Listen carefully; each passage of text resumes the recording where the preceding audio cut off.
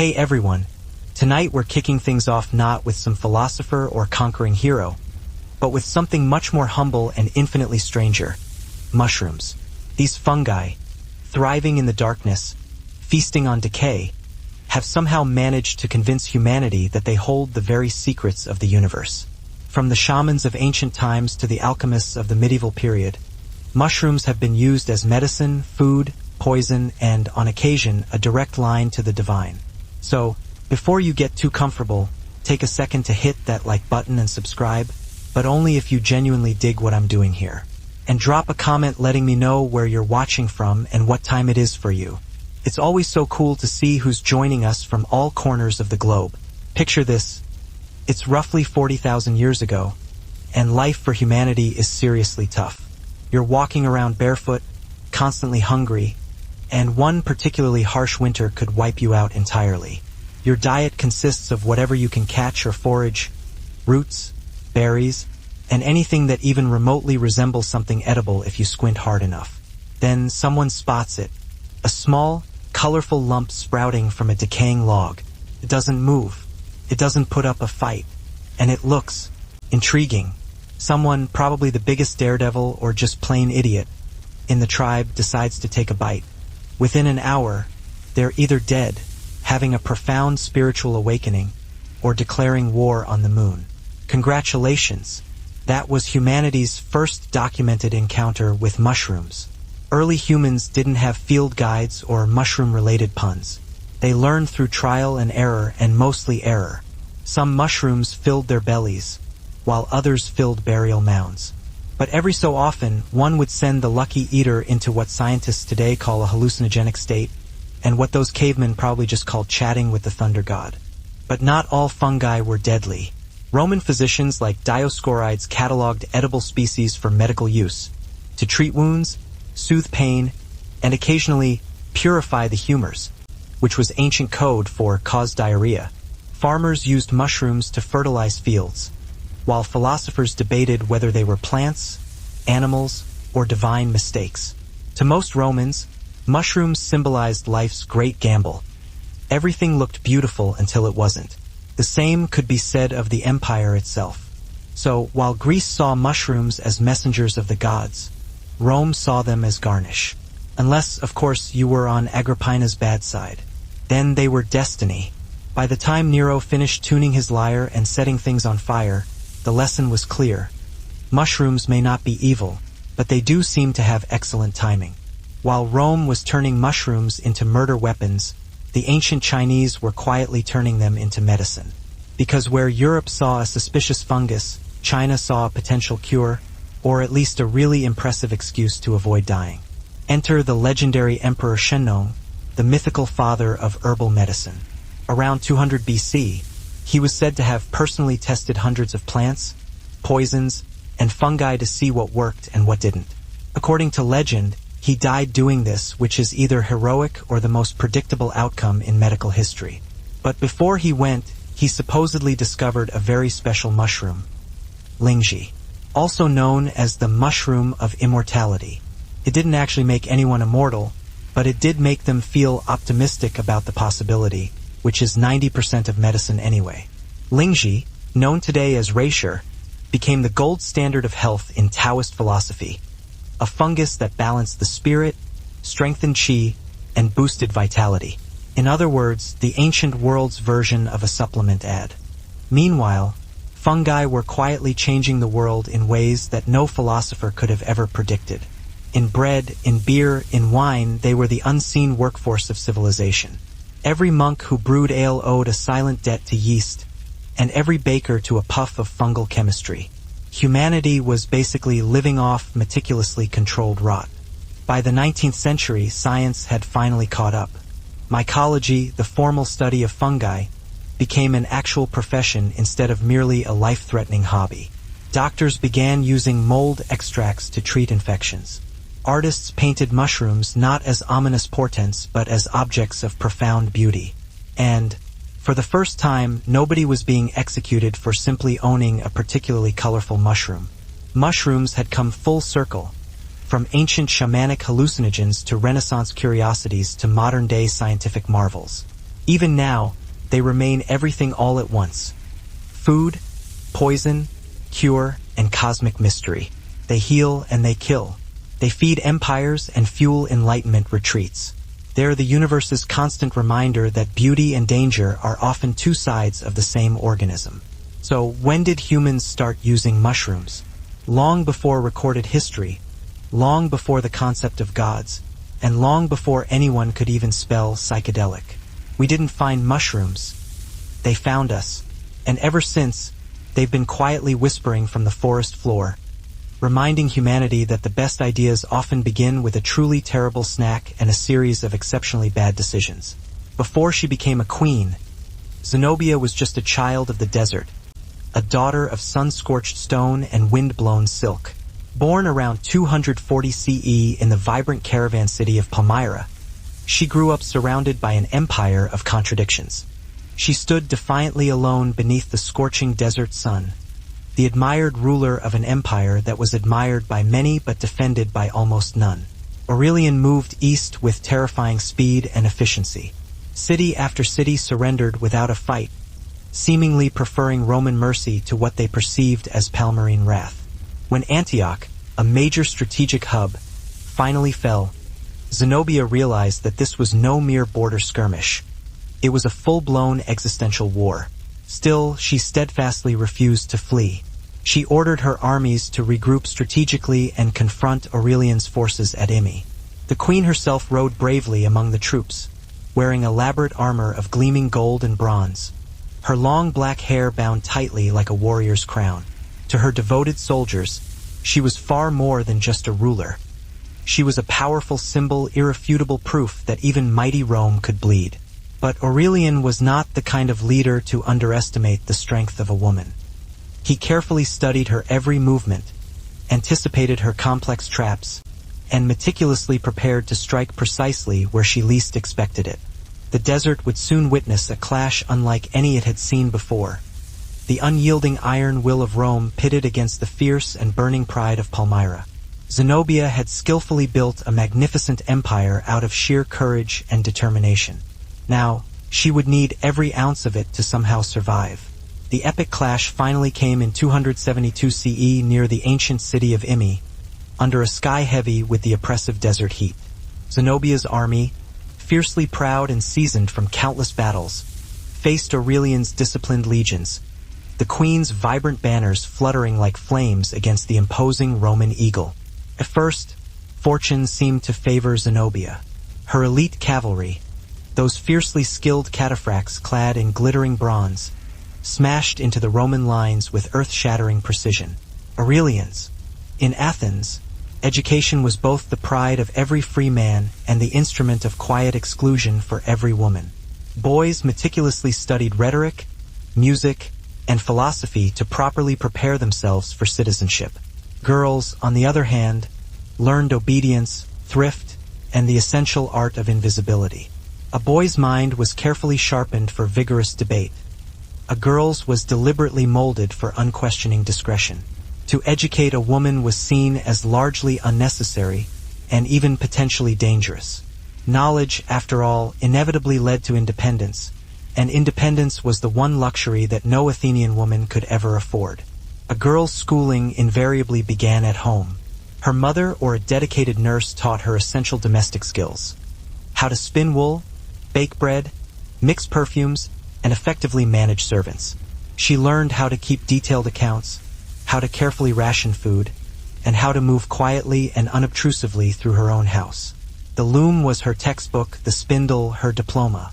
Even the stories, myths, and songs that she was allowed to hear were carefully filtered through the strict lens of morality. The underlying message was always the same: unquestioning modesty, rigid restraint, and absolute silence. There were, of course, a few rare exceptions. Families wealthy or eccentric enough to choose to educate their daughters existed, although they were few and far between. These privileged women could sometimes read the great epics, quote the famous poets, and even write letters, but their intelligence was always meant to remain a private matter, a quiet ornament to their virtue.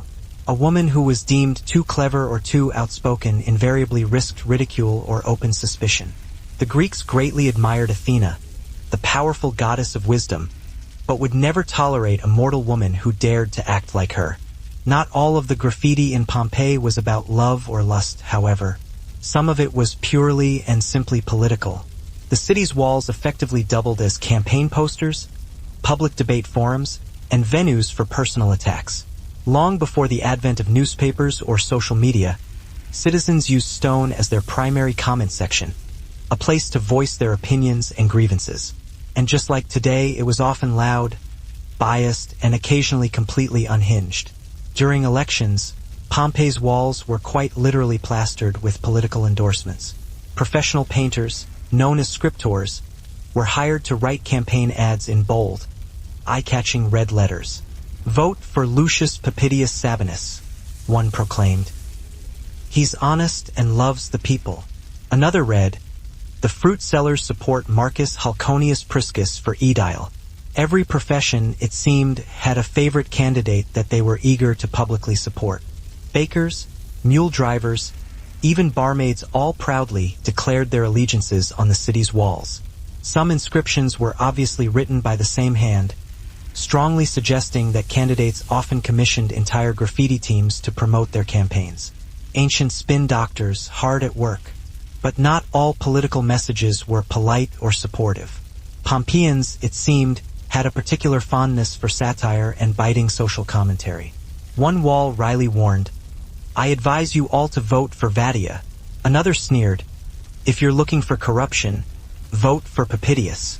Politics, it seems, has always been a performance, and the audience has always been inherently cynical. Even in a city that lacked anything resembling our modern understanding of freedom of speech, citizens still found ways to mock authority and to challenge those in power. Occasionally, the graffiti turned intensely personal, with rival candidates accusing each other of theft, drunkenness, or even adultery.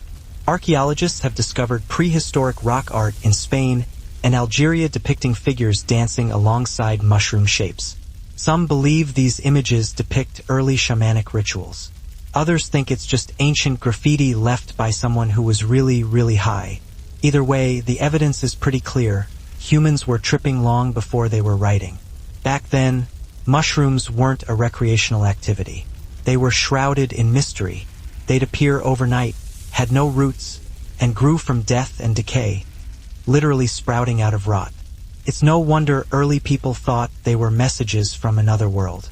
I mean, if you're living in a cave and a glowing fungus starts showing you cosmic geometry, you're not going to question it. You're going to start a religion. Some anthropologists even believe that humanity's first taste of spirituality, their first sense of awe, may have come from mushrooms. They hadn't built temples or written hymns yet, but they had a forest, a fire, and something that made them stare at the stars as if they finally understood the cosmic joke. So, yeah, the first human to use mushrooms probably did it by accident. But that accident might have changed everything. Could have been the birth of curiosity, art, and delusion, all rolled into one. Because humanity's oldest story isn't about discovering fire. It's about what happens right after someone says, "What's the worst that could happen?"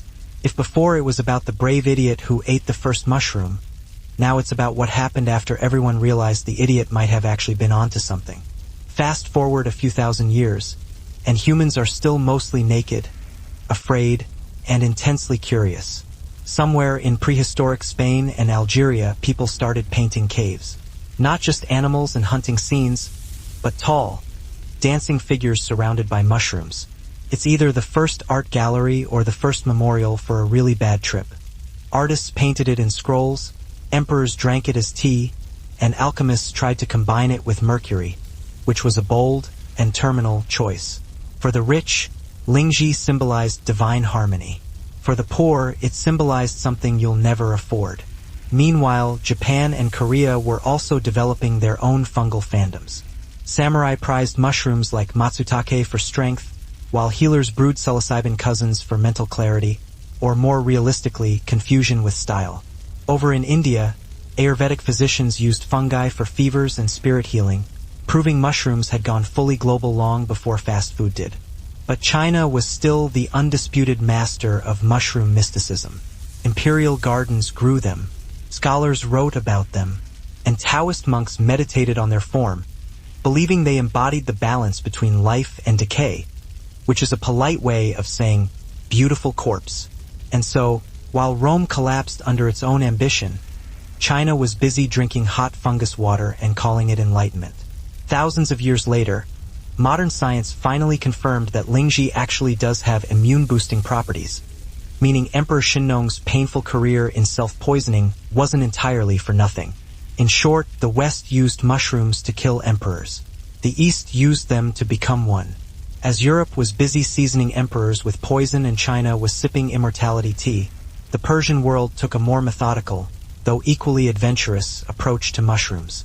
Here, fungi weren't just mystic symbols or culinary experiments. They were data points. The great polymath Avicenna, or Ibn Sina to his friends, assuming he had any who could keep up, documented mushrooms in his canon of medicine around the 11th century. His verdict: some were healing, some were deadly, and some were best left to God's understanding, which in medieval doctor speak means, I tried it and I regret it. Palmyra was no ordinary Roman province. It was a crossroads between East and West, where the cool elegance of Greek marble met the rich aromas of Arabian incense, and the commanding pronouncements of Latin echoed through temples dedicated to Babylonian gods. In that strange and beautiful harmony, Zenobia learned to seamlessly balance worlds long before she ever ruled one. Her family claimed a lineage stretching all the way back to Cleopatra, and Zenobia seemed fiercely determined to live up to that legendary heritage. As a young girl, she received an education that rivaled that of most men her age. She spoke Greek, Aramaic, Coptic, and Latin, effortlessly switching between languages as easily as she switched moods. When she wasn't engrossed in studying Plato or poring over ancient Egyptian chronicles, she was in the saddle, galloping across the desert dunes with a bow in her hand and a hawk perched gracefully on her arm. Her teachers remarked that she possessed all the Roman virtues: strength, courage, discipline, but that her heart belonged irrevocably to the shifting sands of the East. Palmyra's immense wealth stemmed from the endless caravans that snaked their way along the Silk Road, and young Zenobia often watched from the city gates as merchants from Persia, India, and even distant China arrived laden with jewels, exotic spices, and shimmering silk. She studied them intently, their languages, their customs, their subtle weaknesses. Every interaction was a valuable lesson, every offering of incense or gold a potent reminder that true power often lies hidden behind carefully negotiated trade routes and meticulously crafted treaties, not simply in the gleam of swords. Even in her youth, Zenobia's captivating beauty was widely noted. Her smooth olive skin, her piercing dark eyes, her voice that could sound both melodious and fiercely commanding. The troops faltered, the desert trembling under the combined weight of hooves and steel. For a fleeting moment, it seemed as if Palmyra might actually defy the empire that had once lorded over the entire world. But Aurelian was too clever for that. He staged a fake retreat, a time-honored Roman tactic, drawing Zenobia's cavalry out into the vast open plains. Under the relentless, scorching sun, the heavily armored Palmyrans began to tire, their horses desperately craving water. Then, Aurelian unleashed his trap. His fresh reserves surged in from the sides, completely encircling the exhausted riders. What had begun as a moment of triumph quickly spiraled into utter disaster. When the dust finally settled, Zenobia's forces were shattered, her banners lying trampled beneath the boots of the Roman soldiers. Yet, even in the face of such a devastating defeat, the queen refused to surrender. She fell back to Emesa, gathering any survivors she could find and stubbornly refusing to accept defeat. From there, she retreated even further to Palmyra itself, her desert fortress, her heart, her very symbol. Behind the city's immense, imposing walls, she prepared for a siege that would test not only her own resolve but also the faith of her people. Inside Palmyra, morale was surprisingly high, at least at first. Zenobia could be seen walking the ramparts every day, personally encouraging her soldiers and assuring them that the gods favored the East. Her mere presence was enough to transform fear into fierce defiance. Chroniclers of the time say that she seemed to possess the courage of a seasoned warrior and the grace of a goddess all in one. But beyond those seemingly impenetrable walls, the horizon burned with the fires of impending doom. Aurelian's legions had completely surrounded the city, cutting off all vital supplies, water sources, and trade routes. The very desert that had once been her greatest ally had now become her inescapable prison. By sharp contrast, education for boys was a thoroughly public affair, conducted in gymnasia, through private tutors, and in philosophical discussions held in the bustling agora. They learned how to persuasively argue, how to effectively lead, and how to make laws. Athenian democracy fundamentally depended on the ability to speak eloquently and persuasively. Yet, half of its population was deliberately kept voiceless. This glaring divide was not an accident or simple ignorance. It was a carefully planned policy. Silence preserved social order. Ironically, the women who were typically the most educated were not the wives of Athenian citizens, but rather the hetaira, high-class courtesans who entertained men at symposia. These women rigorously studied philosophy, poetry, and politics so that they could actively engage men's intellects in lively conversation. They were clearly outsiders, yet they moved easily in social circles that were strictly forbidden to respectable Athenian wives. It was perhaps the cruelest of paradoxes. Athens both feared educated women and paid them handsomely to speak eloquently. In a city that supposedly worshipped the mind, the female intellect was treated like a dangerous piece of contraband, to be carefully hidden away or quietly suppressed. And yet, through whispers, songs, and bedtime stories, women subtly passed down their own invaluable lessons, the quiet wisdom that no philosopher could ever truly silence. Though they were systematically excluded from politics, Athenian women found power in a place where men often feared to tread, in the sacred world of the gods. Religion offered them a rare stage, a realm where their voices, movements, and rituals shaped the very spiritual rhythm of the city. Within temples and during religious festivals, women were not merely shadows. They were instead vital conduits between the mortal and divine realms. The most honored role that a woman could hold in Athenian society was that of a priestess. Someone even went so far as to write, "Vadia is a thief and sleeps with men."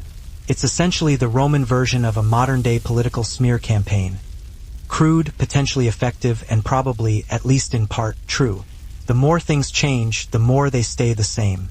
These walls also reveal something deeper and more significant about Pompeian society.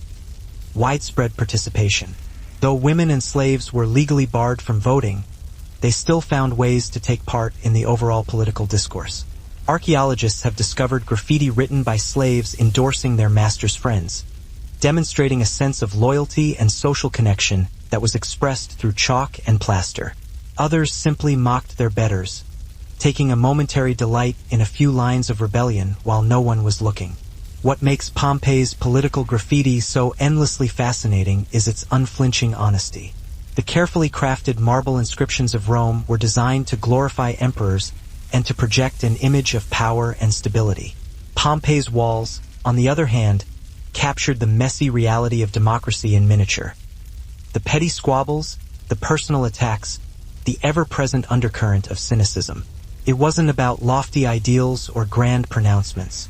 It was about personality, pride, and pettiness. 2,000 years later, the faded red campaign slogans still cling precariously to the city's walls, like ghostly echoes of long-forgotten elections. They serve as a poignant reminder that politics has always been personal, messy, and indelibly written where everyone can see it, whether in ink, spray paint, or, in this case, wet volcanic plaster. If ancient Rome had a comedy club, it was undoubtedly Pompeii's walls. The city's graffiti clearly demonstrates that Romans loved humor, especially the kind that your grandmother wouldn't necessarily approve of. Archaeologists refer to these as the tassili mushroom figures. They believe they represent early shamanic rituals, moments where tribes combined hunger, smoke, and psilocybin into something that felt suspiciously like religion. Because when you've spent your entire life fearing thunder, suddenly seeing the sky melt can feel incredibly profound. These early mushroom users weren't stoners. They were pioneers of the mind, experimenting without even realizing they were experimenting. No safety gear, no water, No designated sitter, just primal curiosity and a cave full of echoing voices that may or may not have been real. Picture the scene. The tribe gathers around a fire. The shaman, eyes wide and pupils dilated, holds up a handful of mushrooms and proclaims, "Tonight, we commune with the ancestors." Everyone cheers. 30 minutes later, they're crawling on the floor, trying to have a conversation with a rock. Religion is born. Some modern researchers think these experiences gave humans a sense of symbolism, the ability to imagine gods, spirits, and meaning beyond mere survival. In short, mushrooms might have accidentally invented mythology. You can almost hear one early human whispering, "Bro, hey everyone, tonight we're kicking things off not with some philosopher or conquering hero, but with something way more humble and, frankly, bizarre mushrooms. Yeah, those fungi that sprout in the dark, munch on dead stuff, and somehow convinced us humans that they hold the keys to the whole darn universe. From ancient shamans to medieval alchemists, mushrooms have been our medicine, our food, our poison, and every now and then, our direct line to the divine. So, before you get too comfy, take a sec to hit that like button and subscribe to the channel, but only if you're genuinely digging what I'm putting out there. And drop a comment letting me know where you're watching from and what time it is for you. Persian physicians were among the first to realize that mushrooms could serve as both cure and curse, depending on dosage, color, and whether your patient had recently angered the spirits. They used non-toxic species to treat inflammation, ulcers, and infections, often grinding them into bitter pastes that cured you mostly by making you never want to be sick again. But fungi in Persia weren't purely medicinal. They were also mystical. Sufi poets wrote of plants that whisper, describing mushrooms as living metaphors for divine revelation. Imagine a 12th century mystic staring at a toadstool and saying, "Behold, the universe hides within decay." Then imagine his apprentice trying to pretend that made sense. There are also hints of psychoactive mushrooms making their way into ritual gatherings, early Sufi Dikar ceremonies, where rhythmic chanting, whirling, and herbal mixtures helped participants reach states of ecstasy. Whether those herbs included mushrooms or just really strong mint remains up for debate. But considering the poetry output of the time, something hallucinogenic was clearly happening. Trade routes only fueled the obsession. Persian apothecaries collected rare fungi from the Caucasus, India, and Central Asia, labeling them with cryptic notes like "strengthens memory" or "opens the soul." You know, the kind of claims still found on wellness products today. So, while medieval Europe was burning witches for knowing what mushrooms were, Persian scholars were busy cataloging them, debating their humors, and occasionally ingesting the wrong one for science. The Persian Empire's approach to mushrooms summed up their entire worldview. Equal parts reason and mysticism, with a healthy dose of chaos. They didn't always find enlightenment, but they did invent the Middle Eastern version of microdosing. Drinking something strange, writing poetry, and pretending it was for research. But her charm was never her primary weapon. It was her sharp intellect, strategic, calculating, and undeniably dangerous, that made her truly unforgettable. She didn't simply dream of becoming a Roman empress. She envisioned something far grander. An empire of her own, ruled not from distant Rome but from the very heart of the desert in Palmyra. By the time she reached adulthood, those around her could sense the undeniable pull of destiny. The city's priests reverently called her Bat Zabai, daughter of the gods, while her enemies whispered that she was merely ruthlessly ambitious. Both were absolutely correct. Beneath the luxurious silks and glittering jewels, Zenobia was already carefully sharpening her mind like a fine blade, patiently preparing for the day when the desert would rise. Zenobia's ascent to power began alongside a man who deeply understood the intricate game of empire. Her husband, Odenathus, the powerful warlord of Palmyra. He embodied everything a Roman emperor desired in a subordinate. Fiercely loyal, undeniably brutal, and exceptionally effective. Rome relied heavily on men like him to vigilantly guard its fragile eastern frontier against relentless Persian invasions. But Odenathus didn't simply serve Rome. He ultimately outshone it. When the Persians brazenly humiliated Emperor Valerian by capturing him alive, Odenathus retaliated swiftly, driving the Persian armies deep into their own territory. The Romans celebrated him as the restorer of the East. Zenobia watched all of this quietly, carefully memorizing every single move.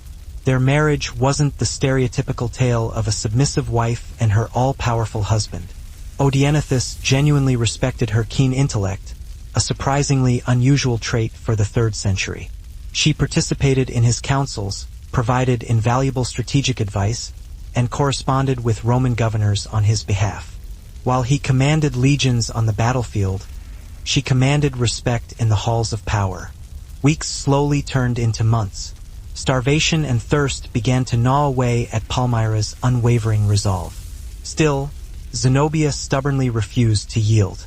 She famously declared that it was far better to die as a queen than to live as a slave. Her generals, however, whispered of one last desperate escape across the Euphrates River to the safety of the Persian lands. And as darkness descended upon the crumbling city, Zenobia finally made her difficult choice. She would not simply wait to be captured within the confines of the stone walls. The Queen of the East would once again ride out into the darkness, desperately chasing the last glimmer of hope left for her once great empire. Under the protective cloak of night, Zenobia stealthily slipped out of Palmyra on a swift camel, her precious jewels carefully hidden beneath the coarse fabric of her desert robes. Accompanied by a small escort of loyal guards, she rode eastward toward the Euphrates, hoping to cross into Persian territory before Aurelian could completely close the net around her. The desert wind howled around her like a chorus of mournful ghosts, the spirits of soldiers, lovers, and merchants who had once proudly called her their queen. Each mile she traveled was a dangerous gamble, each breath a silent prayer.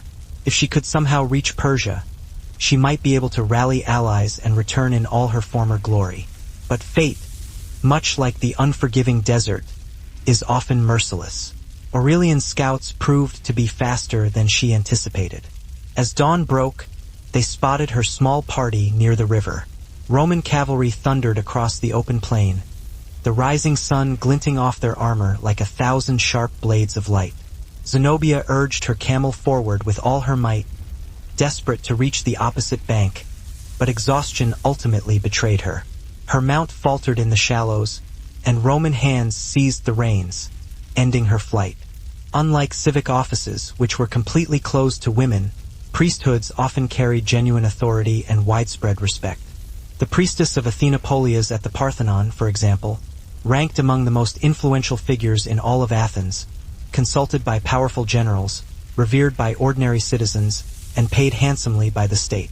Her words could bless entire armies or condemn controversial decisions. In a world where men made the laws, she made meaning. Religious festivals provided all women, both rich and poor, with a brief respite from the rigid confines of the home. During the Thesmophoria, for example, wives gathered in secret to honor Demeter, the revered goddess of fertility and the harvest.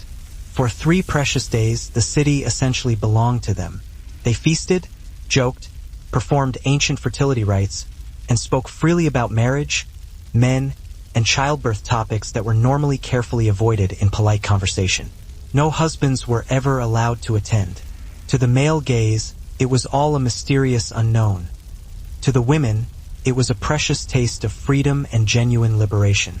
Other festivals, like the Panathenaea, allowed women to participate symbolically in civic life. They meticulously wove the peplos, a sacred robe for the iconic statue of Athena, a labor of both deep piety and immense civic pride. When the finished garment was ceremoniously carried in a grand procession to the Parthenon, it served as both a deeply felt religious offering and a powerful statement of quiet presence. Women might not have been allowed to speak in the assembly, but their skilled work adorned the city's patron goddess. Religious roles subtly blurred the rigid lines of gender. A woman who could not legally step foot into the agora could freely step into a temple. She might not be able to debate laws, but she certainly could interpret omens, oversee important rituals, and effectively mediate with the divine. They gleefully mocked their neighbors, shamelessly bragged about their sexual exploits, and wrote insults so creative and cutting that they could easily make even the most seasoned modern-day comment section blush. One of the most famous and oft-quoted examples simply reads, "Scundus defecated here badly." Another reveler, perhaps a witness to the event, replied underneath, "Thanks for the warning. It's pure, unadulterated bathroom humor, timeless and utterly universal in its appeal." In another bathhouse, someone wrote, "Apollinaris, doctor of the Emperor Titus, had a good time here with 2 girls. He's a lucky man." The Roman sense of humor was often raw, intensely personal, and frequently filthy. They didn't rigidly separate art from obscenity. For them, both were simply different expressions of life, equally valid and equally worthy of celebration. Pompeii's humor wasn't limited to crude bodily jokes, however.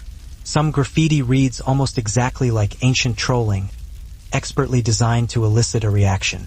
One particularly provocative message said, "We have wet dreams, walls. Why won't you?" Another declared, "Oh, walls, you've endured so much nonsense. I'm amazed you haven't collapsed." That line, in particular, could easily hang in any modern restroom or public space. Even self-deprecation made an appearance, demonstrating a surprising level of self-awareness. "I'm amazed, oh wall, that you're still standing after all the stupid things written on you," one inscription read. The Romans were clearly capable of laughing at themselves, and their graffiti definitively proves that they were true masters of irony. Insults were another favorite pastime, a popular way to pass the time and to assert one's dominance, even if only momentarily. Aemilius has a small organ, one person proudly carved, for reasons that remain unclear. Another read, "Eutychus is cheap, 2 asses." There were jabs about bad lovers, lazy workers, and even corrupt officials. It's always wild to see who's joining the party from all corners of the globe. Picture this. It's around 40,000 years ago, and humanity is having a seriously bad time. You're walking around barefoot, you're constantly hungry, and one harsh winter could wipe you right off the map. Dinner consists of whatever doesn't outrun you. Roots, berries, and anything that looks remotely edible if you squint just right. That's when someone spots it. A weird little colorful bump growing right out of a log. It's not moving. It's not fighting back. And it looks interesting. So naturally, some brave or maybe just ridiculously dumb soul in the tribe decides to take a bite. Within an hour, they're either dead, seeing the meaning of life, or declaring war on the nearest celestial body. Congratulations, everyone. That's humanity's first documented encounter with mushrooms. Back then, they didn't have mushroom field guides or silly fungi puns. They had trial and error.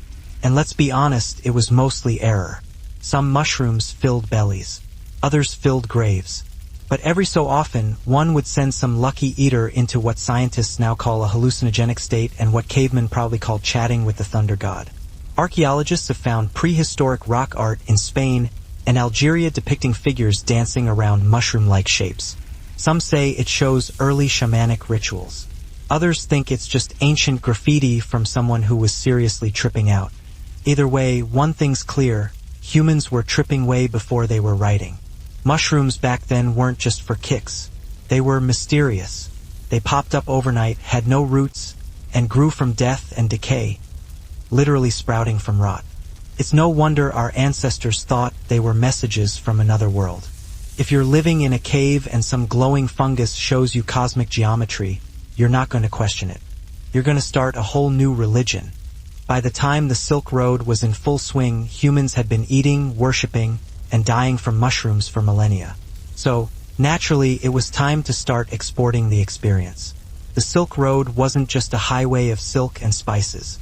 It was humanity's first global supply chain for weird ideas and questionable snacks. Caravans left China laden with silk and dried lingji, while Persian traders packed medicinal fungi in jars labeled health tonic, which probably translated to good luck. By the time they reached the Mediterranean, no one really knew what they were selling anymore, but everyone pretended to understand because it looked expensive.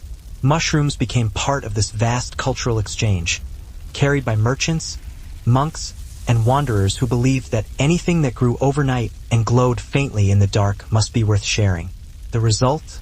A trade in spores that no one controlled and everyone misunderstood.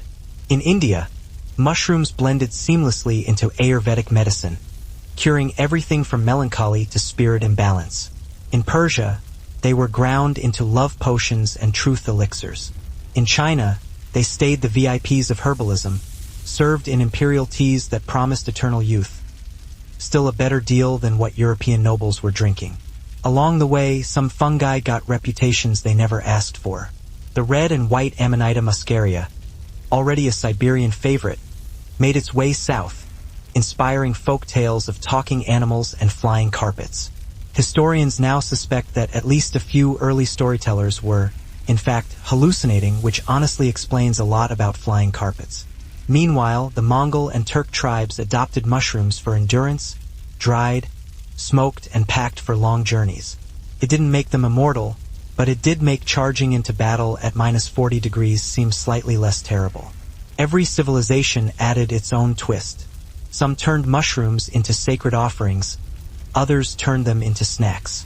Together, they ruled Palmyra as a semi-autonomous city-state within the vast Roman Empire, carefully walking that razor-thin line between cautious loyalty and boundless ambition. But empires, by their very nature, are inherently jealous creatures. Rome tolerated Odenathus only so long as he was fighting their wars. The moment he became too successful, whispers began to circulate that he might be secretly plotting to make himself emperor of the entire East. In 267 CE, after a particularly victorious military campaign, Odenathus and his eldest son were assassinated. No one ever definitively proved who ordered the hit. Some claimed it was a covert Roman plot. Others blamed a disgruntled relative consumed by royal envy. A few even whispered that Zenobia herself had a hand in it, though no concrete evidence ever surfaced. What is undeniably certain is this: she didn't grieve for very long. The throne of Palmyra passed to her young son, Vibalathus, and Zenobia, acting as his regent, seized the reins of real power. Rome expected a compliant puppet queen. What they got was a brilliant strategist wrapped in silk. She donned the morning black, but beneath the somber veil, her will was forged from iron. She swiftly reformed the army, tightened her grip on the caravan trade, and secured crucial alliances with the various desert tribes. Couriers began to notice that every single decision emanating from Palmyra now bore her unmistakable signature. To the Romans, she sent polite and reassuring letters, diligently affirming her unwavering loyalty. To her generals, she gave quiet, carefully worded orders to begin preparing for a strategic expansion. The widow of Odenathus was done playing second fiddle. The desert had lost its general but gained its formidable queen. By the early 270s, Palmyra was no longer merely a prosperous city of merchants. It was an empire in everything but official name. The warrior queen of Palmyra, the woman who had dared to defy the mighty Roman Empire itself, was captured alive. When news of Zenobia's capture reached Palmyra, the city's spirit completely broke. Her generals quickly surrendered. Her troops laid down their arms in defeat, and the gates were opened to Aurelian. The conqueror entered the city not as a merciless destroyer but as a somber victor. He held a certain admiration for Zenobia, respecting her courage even as he paraded her in defeat. "You dared greatly," he reportedly told her, "and for that, history will never forget you." Bound in chains of gold, Zenobia was brought before him. Even in captivity, she refused to grovel or show any sign of weakness. Her voice, calm and filled with pride, cut through the Roman tent like a finely honed dagger. "I fought," she said, "for my people's freedom. Would you have done any less?" Aurelian offered no reply. He didn't need to. Victory had already spoken for him. Palmyra was punished, but it was not completely erased from existence. Its magnificent temples were looted, and its treasury was seized, but its memory stubbornly endured. Zenobia, once the ruler of half the East, was led away to Rome, where the final chapter of her remarkable life would unfold amidst spectacle and silence. As the desert winds swept through her fallen city, they carried whispers of her defiant spirit, a queen who had risen higher than anyone had dared to dream and who had fallen not from weakness, but from daring to reach too far. The empire had reclaimed its lands, but the legend of Zenobia had already begun to conquer time itself. When Zenobia finally arrived in Rome, she was no longer a queen but a mere captive. Yet, Even in chains, she managed to command attention and turn heads wherever she went. Huge crowds lined the streets to catch a glimpse of the woman who had dared to rival the Caesars themselves. On the day of Aurelian's triumphant parade, the city erupted in celebration. Within this sacred sphere, women wielded a unique kind of invisible sovereignty, not through brute force or legal power, but instead through the sheer force of unwavering faith. In a society that deliberately confined them to the shadows, religion became their loophole, their carefully guarded means of expressing their otherwise suppressed desires and opinions. Behind concealing veils and swirling clouds of incense smoke, Athenian women claimed a quiet form of dignity that even the most enlightened philosophers could not fully explain, the power to stand before the gods as true equals. If the Athenian wife was expected to remain silent and demure, the courtesan, or hetaira, was celebrated precisely for her voice and her sharp wit. Athens effectively divided its women into two distinct worlds, the respectable and the desirable. The wife faithfully guarded the home, while the courtesan animated the bustling symposium. One was expected to embody traditional virtue, while the other was prized for her sharp intellect. And yet, both roles ultimately revealed the same underlying truth, that a woman's value was always ultimately measured through the lens of men's desires and expectations. Respectable wives lived primarily behind the high walls of the oikos, diligently managing servants and raising children, rarely seen by anyone outside their immediate family. The hetaira, by sharp contrast, were generally educated, witty, and keenly aware of the political landscape. They actively attended feasts, discussed philosophy with renowned poets and influential generals, and even subtly influenced key decisions whispered over glasses of fine wine. Men who staunchly silenced their own wives during the daylight hours eagerly sought out stimulating conversation with highly intelligent hetaira after the sun had set. It was a stark hypocrisy dressed up in the guise of sophisticated culture. Among these remarkable women, figures like Aspasia of Miletus became truly legendary. Nothing and no one was truly safe from the sharp sting of Roman wit. The walls were remarkably democratic in their cruelty, ensuring that everyone, regardless of their social status, got thoroughly roasted. But humor also served as a vital form of release, a way to cope with the stresses and anxieties of daily life. Pompeii was a bustling, crowded city, filled with the constant noise of carts, the oppressive heat of the baths, and the ever-present tension of simply surviving. Laughter, in that environment, was more than just a pastime. It was a survival instinct. The graffiti gave people permission to be ridiculous, to say the things that couldn't be said out loud without fear of censure or retribution. It was therapy, Roman style. What makes this particular brand of graffiti so universally endearing is its utter and complete honesty. These weren't self-conscious philosophers trying to sound clever or profound. They were ordinary people writing after having indulged in too much wine, impulsively carving their jokes and observations into eternity. It's essentially the same fundamental impulse that drives the creation and sharing of memes today. The irresistible urge to mock life's inherent absurdities before life has a chance to mock you. Pompeii's walls stand as a testament to the enduring power of humor, reminding us that laughter survives everything, even volcanic ash. Among the thousands upon thousands of scribbles that adorn Pompeii's walls, one particular theme appears again and again with remarkable consistency. Names. Gas was here. Marcus loves Julia. Cornelius the cook. Sometimes the messages say nothing more than a simple signature, a basic assertion of existence. Yet these seemingly simple names are perhaps the most haunting and poignant pieces of graffiti of all. Some anthropologists even think that humanity's first taste of spirituality, their first feeling of true awe, might have come from these mushrooms. They didn't have temples or hymns yet, but they had a forest, a fire, and something that made them stare at the stars like they finally understood the punchline to the universe's biggest joke. So yeah, the first human to chow down on a mushroom probably did it by accident. But that accident might have changed everything. It was the birth of curiosity, art, and delusion, all rolled into one. Because humanity's oldest story isn't just about discovering fire. It's about what happens right after someone says, "What's the worst that could happen?" If before it was about the brave idiot who ate the first mushroom, Now it is about what happened after everyone realized the idiot might have actually been onto something. Fast forward a few thousand years, and humans are still mostly naked, still afraid, and still insanely curious. Somewhere in prehistoric Spain and Algeria, people start painting caves. Not just animals and hunts, but also tall, dancing figures surrounded by what are clearly mushrooms. It's either the world's first art gallery or the world's first memorial to a really bad trip. Archaeologists call these the tasseli mushroom figures. They think they represent early shamanic rituals, moments where tribes combined hunger, smoke, and psilocybin into something that felt suspiciously like religion.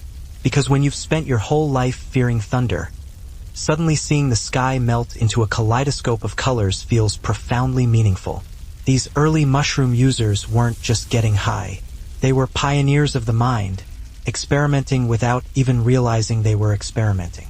No safety gear, no water, no sober buddy, just primal curiosity and a cave full of echoing voices that may or may not have been real. Picture it. The tribe gathers around a fire. Some saw them as divine messengers, others as digestive experiments.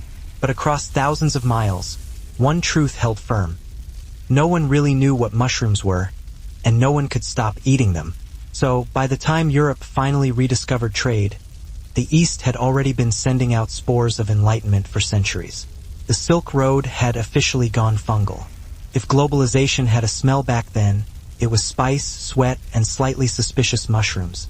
By the Middle Ages, Europe had developed a complicated relationship with mushrooms, the kind of relationship where you both love something and suspect it's trying to kill you.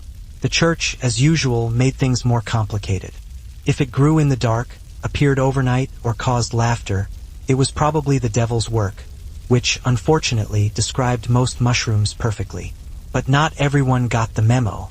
Deep inside monasteries, monks were quietly turning fungi into both food and medicine. These men were Europe's original scientists. Endlessly curious, slightly bored, and desperate to find new things to ferment. They brewed beer, cataloged herbs, and, when no one was watching, experimented with mushrooms like medieval Breaking Bad. To a monk in the 12th century, mushrooms were miracles of efficiency. They grew fast, required no plowing, and didn't complain during prayer. Monasteries cultivated them in damp cellars and behind abbey walls, supposedly for healing purposes. Translation: Brother Matthew had a headache and an appetite for forbidden fungus soup. Some fungi were medicinal. The polyporous species were. Grounded into salves, these mushrooms treated wounds, while others were stirred into tonics designed to combat excessive melancholy.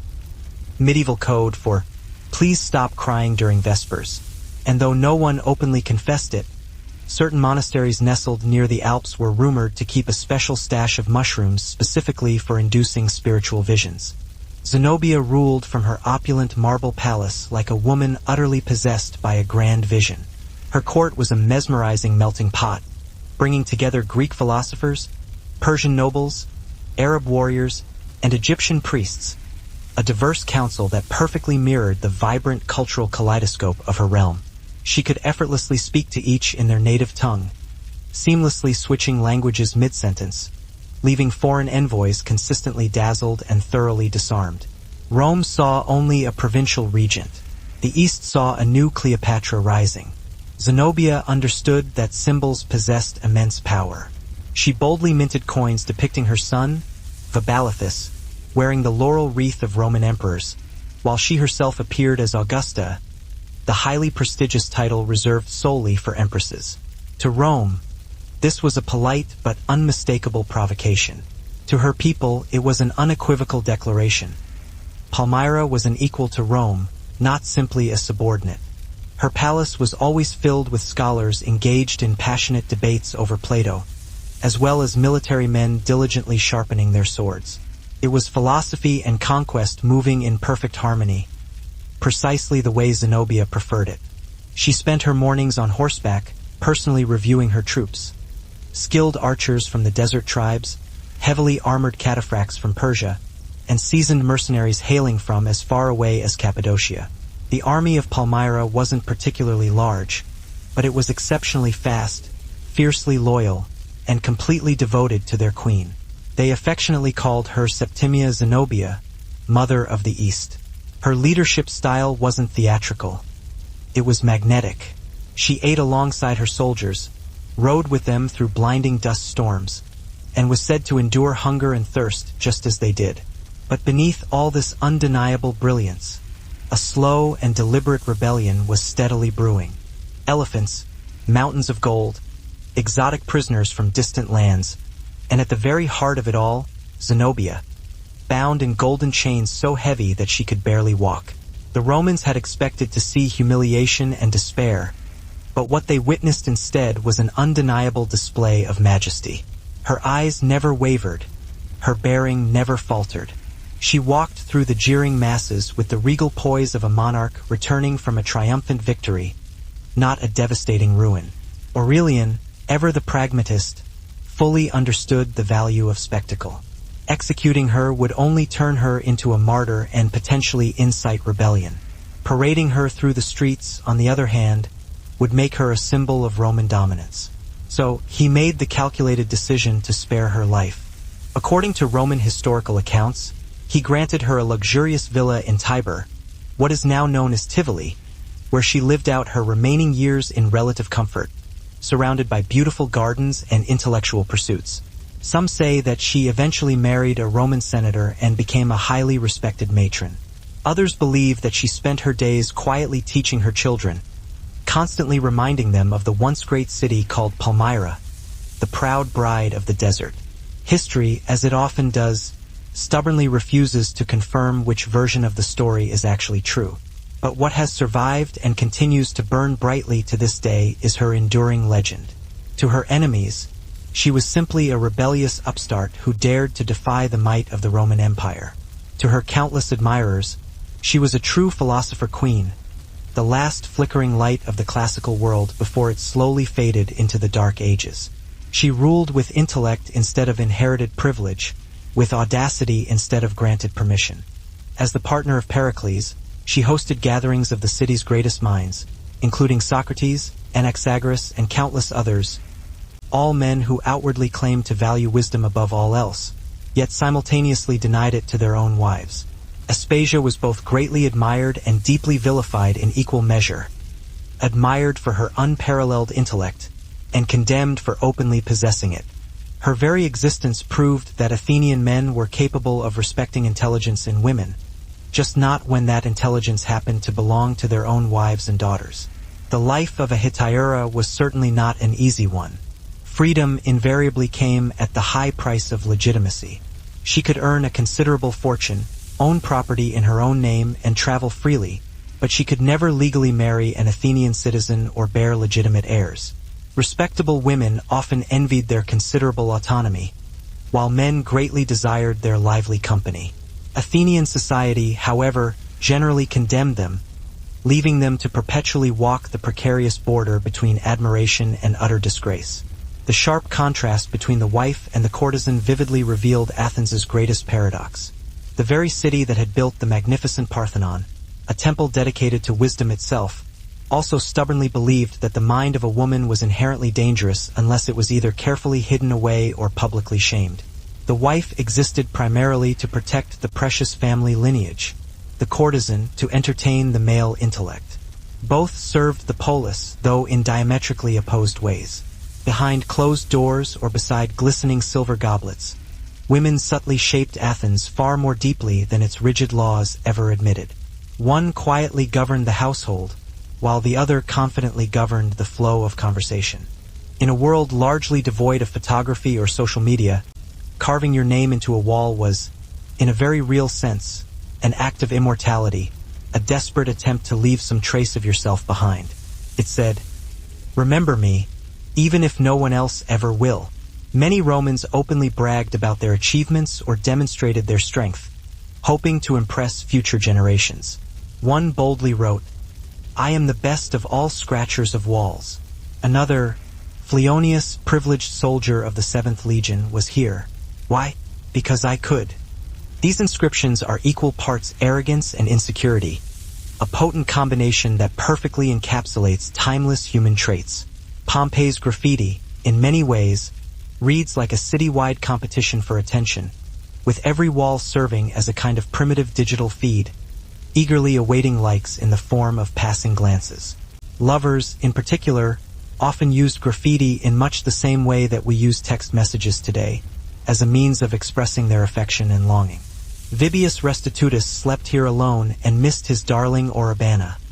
One heartbroken inscription read, another, Myrtus, you're beautiful, followed by someone else rudely replying underneath, so is Daphne fool. The walls often became the setting for impromptu conversations, a kind of ancient comment thread where emotions, rivalries, and friendships played out in real time for all to see. Even various professions got in on the act, eager to assert their presence and their importance. Bakers, slaves, and soldiers all proudly etched their names into the city's walls as a means of proving that they existed, even if history would ultimately choose to ignore them. In a city where elaborate tombstones and monuments were typically reserved for the wealthy and powerful, graffiti provided the poor and marginalized with their own, albeit more humble, kind of monument. The shaman, eyes wide as saucers, holds up a handful of mushrooms and says, "Tonight, we commune with the ancestors."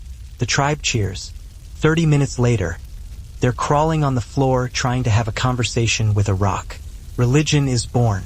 Some modern researchers think these experiences gave humans a sense of symbolism, the ability to imagine gods, spirits, and meaning beyond just basic survival. In short, mushrooms might have accidentally invented mythology. You can almost hear one early human whispering, "Bro, what if the stars are just holes in the sky?" And everyone nodding like it's Nobel Prize-winning genius. Of course, not every trip was a spiritual revelation. Some were just plain awful. The same cave art that shows mushroom dancers also shows people lying face down, probably the ones who seriously miscalculated their dosage. Spiritual enlightenment had a learning curve, and it mostly involved vomiting. Still, these psychedelic rituals spread far and wide, throughout Africa, Eurasia, even early Siberia. Proof that wherever humans went, mushrooms followed, whispering new realities from the forest floor. By the end of the Stone Age, we weren't just surviving nature anymore. We were trying to understand it, one potentially disastrous trip at a time. By now, humanity had realized something profound. Mushrooms didn't just make the world prettier, they made it a whole lot weirder. And apparently that was good for business if you were a shaman. Welcome to ancient Siberia, a land of endless snow, freezing wind, and the people who decided that the best way to contact the spirit world was through mild poisoning. The shamans here were the original pharmacists, therapists, and stand-up comedians, all rolled into one trembling, half-naked person beating a drum in -20-degree weather. Their drug of choice? The red and white Amanita muscaria, the iconic fairy tale mushroom. Bright, beautiful, and incredibly toxic. They euphemistically termed it divine contemplation. Everyone else just called it tripping in a robe. The irony was so thick you could spread it on your morning toast. The church, officially, had banned hallucinogens, branding them as tools of the devil. Yet, its holiest men were busy documenting them in beautifully illuminated manuscripts, complete with captions like Fungus mirabilis, wondrous fungus. It was either blatant theological hypocrisy or some seriously advanced marketing. Meanwhile, the peasant class continued to forage for mushrooms, unburdened by guilt or the need for permission. For them, there was no mysticism involved. It was simply dinner. They couldn't care less if a mushroom was sacred or cursed. If it fried up nicely with butter, it was going straight into the cooking pot. So, in an era where even laughing too loud could get you accused of heresy, mushrooms remained Europe's quiet act of rebellion, concealed beneath cassocks, simmering in kitchen stews, and scribbled furtively into the margins of prayer books. Because even amidst all that faith and fire, there were still a few monks who held that enlightenment could be found not only in scripture but also in a damp cellar with good lighting and somewhat questionable hygiene. While monks perceived mushrooms as quiet miracles, the church saw them as something far more sinister. Tools of witches, demons, and women who dared to ask too many questions. By the 14th century, anything that triggered unusual behavior was immediately suspected as a pact with the devil. And, given that mushrooms were renowned for causing fits of laughter, confusion, and the occasional episode of public nudity in fields, they fit the profile perfectly. This was the golden age of paranoia, an era when Europe collectively decided that women with gardens were inherently dangerous. The infamous witches' ointments became the focal point of a moral panic. Zenobia began to govern like a fully independent empress, entirely separate from Rome. She raised her own taxes, issued her own decrees, and even opened direct negotiations with Persia, Rome's mortal enemy. When her increasingly nervous advisors cautiously warned her that the Romans might not tolerate such blatant arrogance, she simply smiled and replied, "Let them dare to cross the desert if they wish." Palmyra had become the undisputed envy of the East, wealthy, secure, and radiating under her masterful rule. The bustling trade routes stretching from the Nile to the Indus passed directly through her city, and the lucrative caravans now paid homage not to Caesar but directly to her. Zenobia was still careful with her carefully chosen words, but her actions had already loudly proclaimed the truth across continents. A new empire had risen from the sands, and its throne belonged to a woman. By 270 CE, Zenobia's soaring ambitions could no longer be concealed behind a facade of diplomacy. The once mighty Roman Empire was demonstrably weakening. Emperors rose and fell like fleeting desert mirages, and Zenobia viewed this increasing chaos not as a tragedy but as a golden opportunity. Her gaze turned south toward Egypt, the ancient jewel of the Nile, the vital breadbasket of Rome, and, in her mind, a rightful part of her expanding dominion. Egypt, after all, had once been ruled by Cleopatra, her claimed ancestor. To conquer, it would do far more than merely expand her borders. It would forever cement her legendary status. When Roman control in Egypt began to falter, Zenobia acted with decisive swiftness. She dispatched her brilliant general, Zabdos, with a formidable army of 70,000 archers, cavalry, and seasoned desert fighters. They swept across the Sinai like a relentless sandstorm. The Roman governor of Egypt, Tenagino Probus, attempted to resist, but he severely underestimated the unwavering Palmyrene resolve. Within mere weeks, Alexandria fell. In an era when women were largely expected to merely adorn thrones, not actually seize them, Zenobia rode boldly into the pages of history with a sword in one hand and a scholar's scroll in the other. Palmyra would never regain its former glory. The relentless sands would slowly reclaim its streets, its majestic columns would crumble into dust, and its once mighty empire would eventually vanish into the mists of time. Yet, Zenobia's name has endured, whispered reverently by historians, immortalized by poets, and painted by countless romantic artists. She became what every conqueror secretly fears and what every dreamer secretly admires. A constant reminder that empires can be built not just by powerful men with vast armies, but also by visionary women with unwavering determination. Her story doesn't end with defeat. It resonates with unwavering defiance, the echo of a queen whose indomitable courage far outlasted her crown.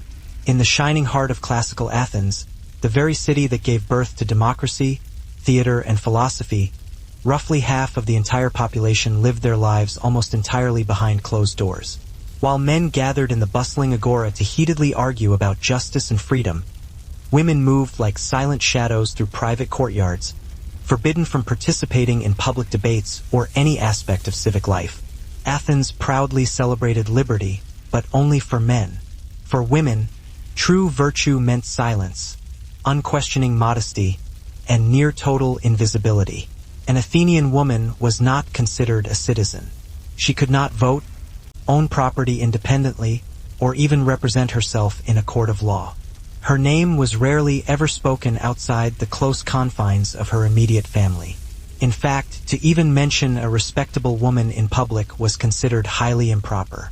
Even her face was often concealed, her entire life carefully measured by unquestioning obedience and unwavering discretion. Between them, they embodied the very divided soul of the city. Reason and restraint, love and the need for control, intellect and near-total invisibility. The laws of Athens were meticulously written by men, for men, and clearly against women who dared to step beyond their carefully prescribed boundaries. An Athenian woman could not legally represent herself in a court of law. She was essentially legally invisible, a possession transferred from her father to her husband. Her Kyrios, her legal guardian, spoke eloquently on her behalf, made binding contracts in her name, and even ultimately decided her very fate. The city that so proudly prided itself on its concept of freedom treated its women as perpetual minors, forever in need of constant supervision.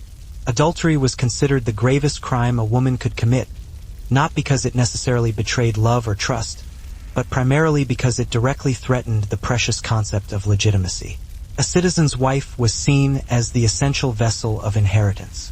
If her loyalty was ever called into question, so too was the very purity of the sacrosanct family line.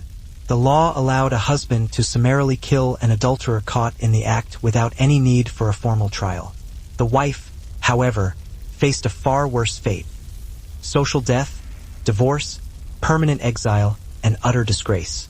Her illicit lover died swiftly.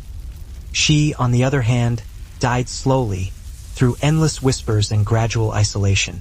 For men, moral expectations were far more flexible. They could freely visit courtesans, take concubines, or openly engage in casual liaisons without any fear of losing their honor or social standing. Their pleasure was generally seen as a perfectly natural thing, while women's desire was viewed as inherently dangerous and deeply destabilizing. Philosophers of the time often justified this blatant imbalance with often reasoned absurdity. Every name scratched into plaster was, in its own way, a small act of rebellion against the pervasive force of anonymity.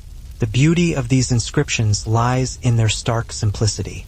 These weren't meticulously planned pronouncements or carefully crafted works of art. They were impulsive, sometimes drunken, moments of existence, captured forever in stone and ash. The writer certainly didn't expect to have an audience beyond the very next day. Yet here we are, 2,000 years later, carefully reading and analyzing their words. And in that strange and unexpected way, their fervent wish for immortality actually worked. Their empires crumbled, their gods faded into obscurity, their city burned to the ground, but their handwriting, their simple names, somehow managed to survive.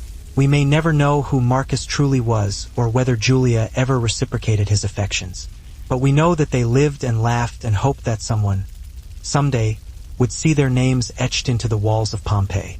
Every scratched letter in Pompeii's walls serves as a poignant reminder of one fundamental, universal truth: that human beings have always possessed a deep-seated desire to be remembered, to leave some lasting mark on the world. The Romans may not have invented the internet, but they certainly built the first wall posts. If Pompeii's walls could blush, the brothel would have perpetually kept them a deep shade of red. The Lupanar, the city's main brothel, wasn't simply a house of pleasure. It was also, in a very real sense, a museum of graffiti, a repository of human desire and expression. Its cramped stone rooms, tastefully decorated with explicit erotic frescoes, became confessionals where clients, prostitutes, and even voyeurs all left their indelible marks on the city's collective consciousness.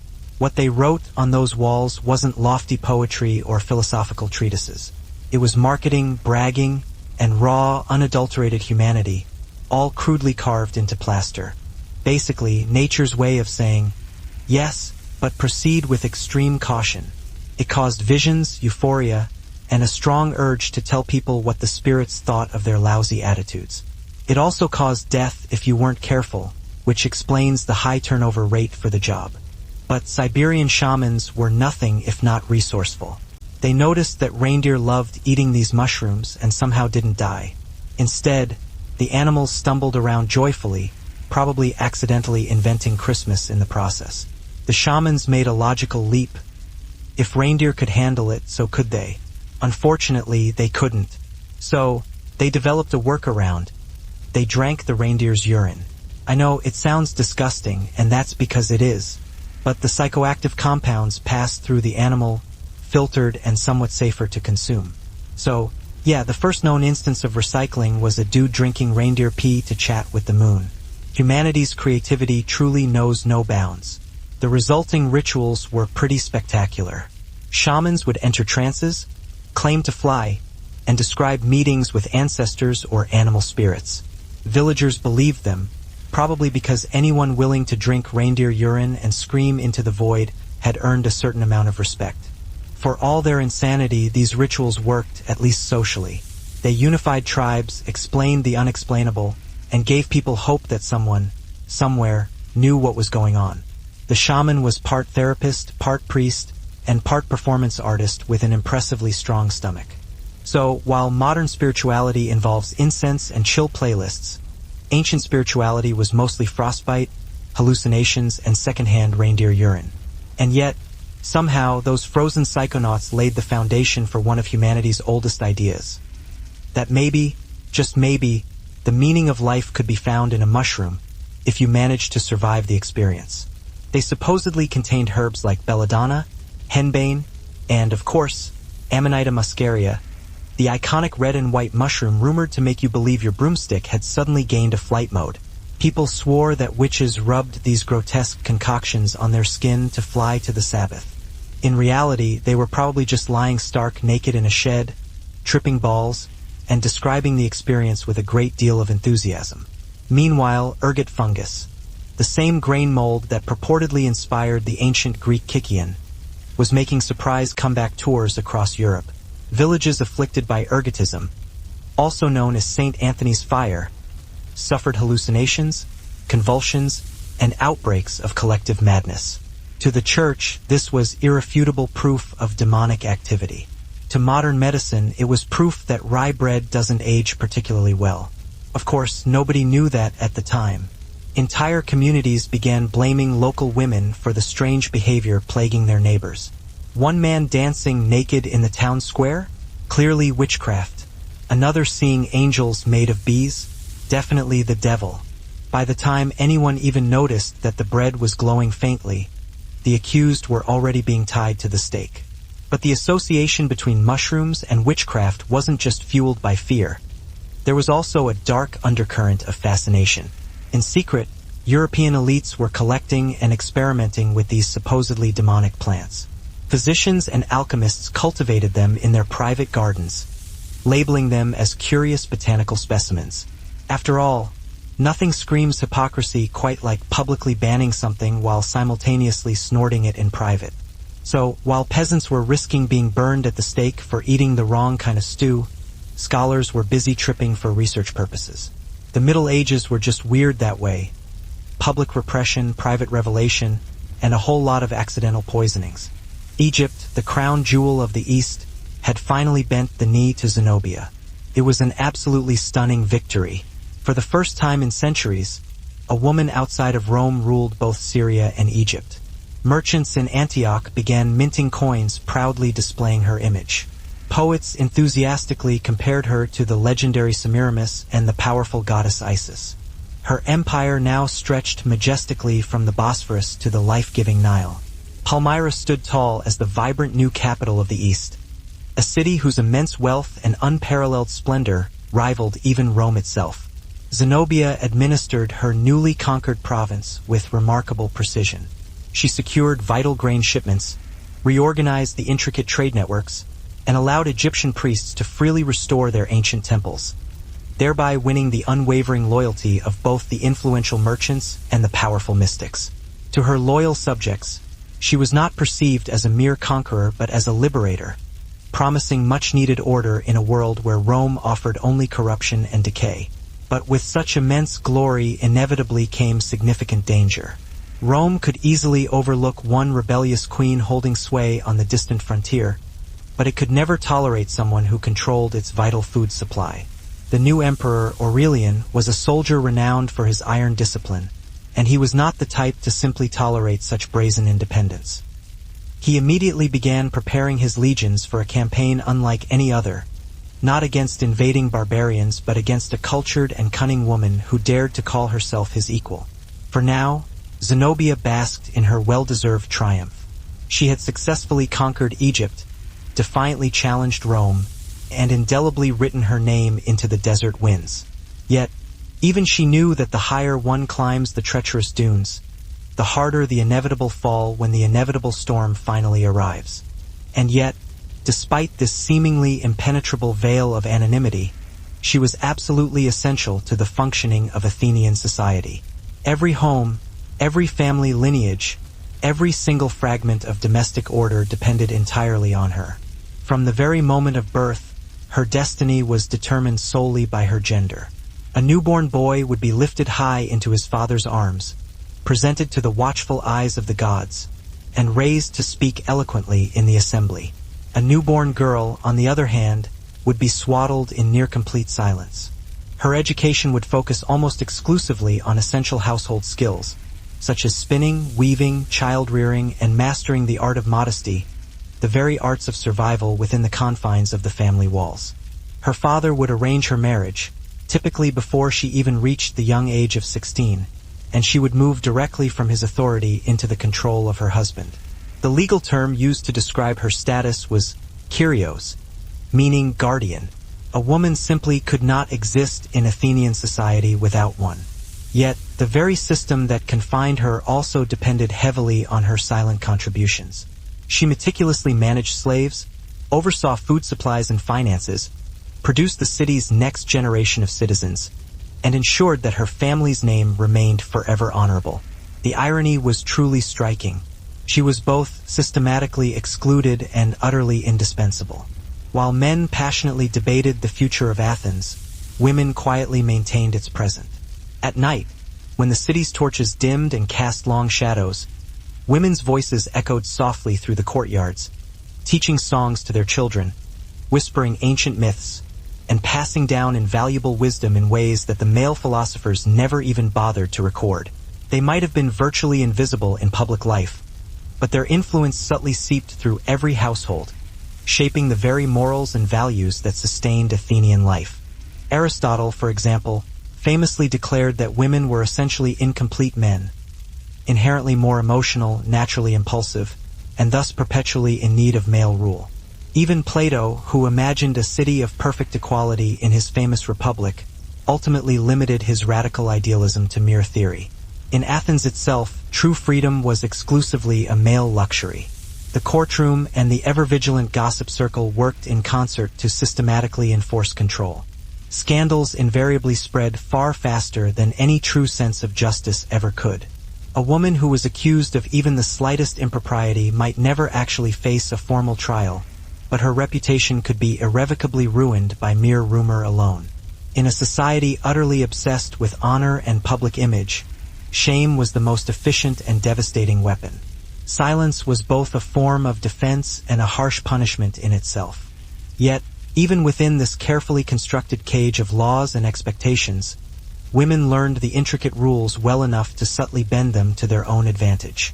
Some deftly used religion as a form of refuge, seeking solace and influence within the sacred temples. Others carefully managed their estates through trusted slaves or loyal sons. A clever widow, for example, could often protect her property and indirectly influence politics, all while technically remaining within the narrow boundaries of acceptable female behavior. The system was specifically designed to limit them, but it also inherently relied on their unwavering obedience, and that subtle dependence, in turn, ultimately gave them a certain degree of carefully concealed leverage. The law claimed to carefully define morality, but morality was often simply a thinly veiled mask for rigid control. Each small cubicle within the brothel had its own unique set of messages and pronouncements. One read, "I had a great time here with the girl from Syria." Another boasted, "Was wonderful. I recommend her to all my friends." It's essentially the ancient Roman version of a 5-star review, hastily scrawled after enjoying a glass or two too many of cheap wine. Some men even engaged in a kind of competition to write the most memorable lines. "Restitutus had his fill here," one wrote. "May fortune smile on the next man." Pompeii's brothel graffiti definitively proves that customer feedback existed long before the advent of Yelp or other modern review platforms. But the walls didn't just belong to the clients. The women who worked in the brothel also had their say, offering their own unique perspectives and insights. One worker, probably tired of being romanticized or objectified, carved, "Take your pleasure, but pay your price." Another scrawled, "I don't want your love, just your coins." Between the crude jokes and the sensual boasts, there's a sharp, undeniable awareness of the harsh realities of survival in a brutal and often unforgiving world. For many of these women, sex work wasn't a source of shame or degradation. It was a practical, often even profitable means of survival in a society that offered them few other viable options. The imagery found within the brothel reinforced this same sense of honesty and practicality. Above each door, painted scenes depicted couples engaged in various sexual acts, not necessarily to shock or titillate, but rather to openly and honestly advertise the services on offer. In a city teeming with travelers speaking a dozen different languages, images were a universal form of communication. You didn't need to be able to read Latin to understand what was being offered. Outside the Lupanar, the graffiti continued into the nearby taverns and alleyways, further blurring the lines between the public and private spheres. While Siberian shamans were busy drinking reindeer urine and calling it enlightenment, the people of the Americas were developing their own, far more dignified relationship with mushrooms. In the lush jungles and towering temples of Mesoamerica, fungi weren't just food. They were theology. The Maya, Mixtec, and Aztecs all used psychedelic mushrooms in religious ceremonies. They called them Tiananacatl, the flesh of the gods, which, to be fair, is a much better marketing slogan than possibly lethal forest sponge. Eating them wasn't just for a good time. It was communion. Participants believed the mushrooms allowed them to talk to deities, ancestors, and even themselves. Ceremonies were elaborate affairs. Picture this.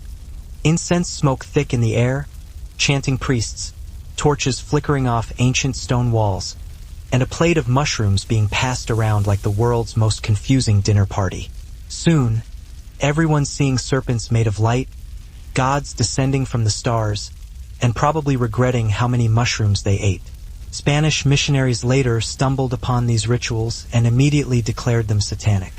Because nothing says cultural understanding like showing up to someone's sacred ceremony and calling it demonic.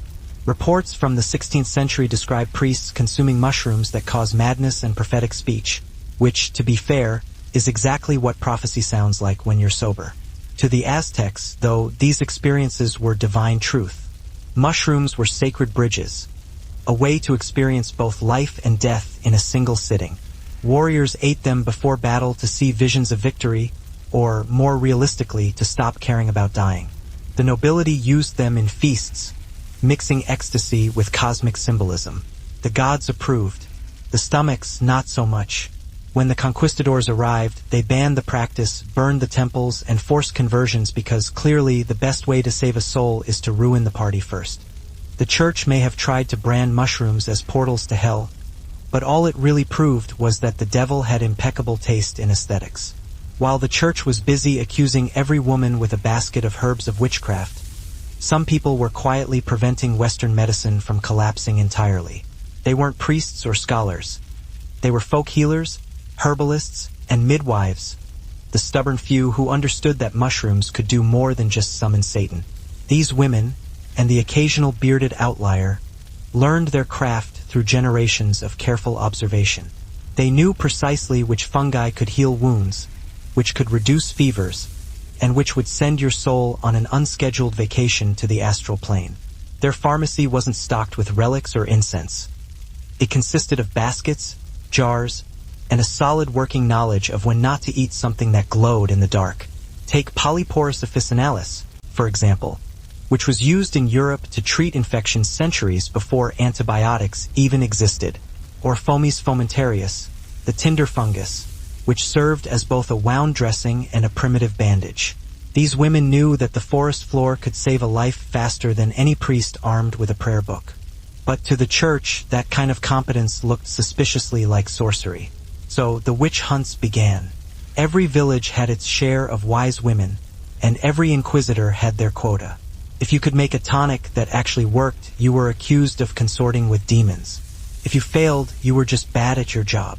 Either way, someone ended up getting burned. The 15th century was basically one long, deeply unpleasant Yelp review for medieval healthcare. Still, knowledge survived in whispers. Recipes were passed down in secret, often disguised as mundane kitchen instructions. Boil 3 cups of milk and add a pinch of nightshade wasn't a breakfast recipe. It was code. With Egypt firmly under her control, Zenobia's empire gleamed like a desert mirage that had somehow transformed into reality. From her ornate throne in Palmyra, she ruled over vast lands that stretched from the Black Sea all the way to the shimmering Red Sea. From the fertile Nile to the mighty Euphrates, her proud banners fluttered over bustling cities that had once been fiercely loyal to Rome. Antioch, Emesa, Damascus. The lucrative trade routes that had once effortlessly filled Rome's overflowing coffers now flowed directly into hers. For a brief and dazzling moment, the entire East was completely and utterly hers. She governed with the meticulous precision of a seasoned Roman administrator and the captivating flair of a powerful Eastern monarch. Her court became a magnet for brilliant scholars, gifted poets, and profound philosophers.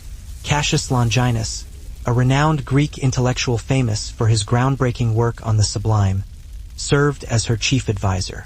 He hailed her as a ruler worthy of history's envy.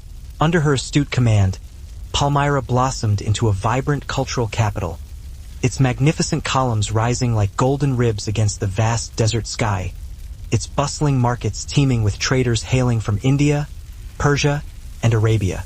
Zenobia herself was a fascinating paradox. She dressed like an elegant Roman empress but ruled with the unyielding authority of a pharaoh.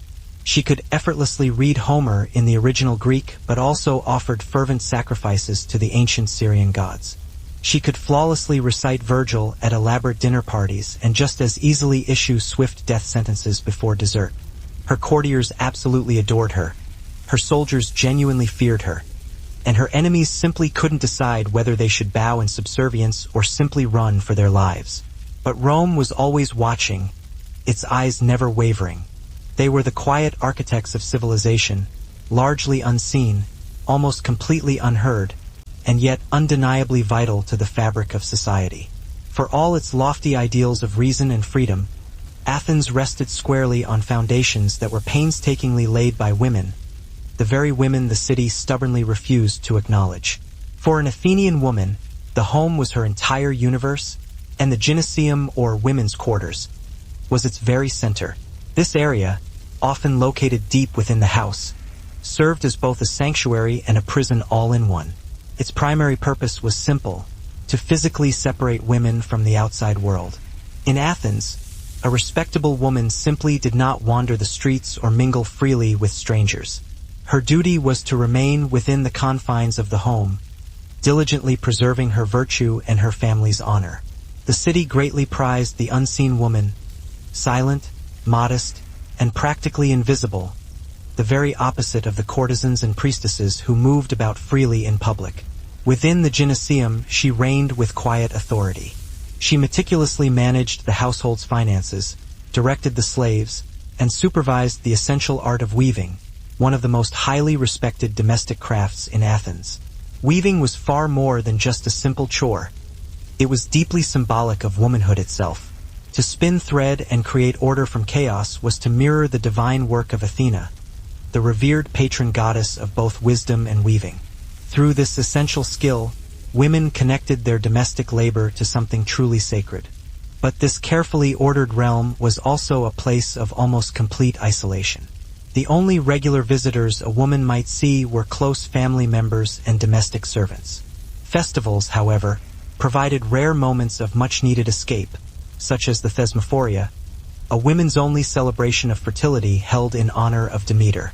Athens was ostensibly built on the principles of justice, but its very foundation rested squarely on silence, the silence of countless women whose constant restraint and unquestioning obedience kept the city's carefully maintained illusion of social order completely intact. For all their relative obscurity, Athenian women were the unsung heroes, the quiet force behind the city's very survival. The men of Athens, they built the magnificent temples and engaged in profound philosophical debates. But it was the women who truly kept the gears of daily life turning, the ones who birthed, nourished, mourned, remembered, and generally sustained the community. Their contributions were so seamlessly integrated into the fabric of society that they effectively became invisible, often dismissed as mere tradition rather than recognized for the true power they wielded. Every single Athenian home was a complex ecosystem, meticulously managed and held together by the tireless labor of women. They orchestrated the movements of servants, carefully stored and rationed grain, expertly managed household accounts, and diligently ensured that family estates passed smoothly and intact from one generation to the next.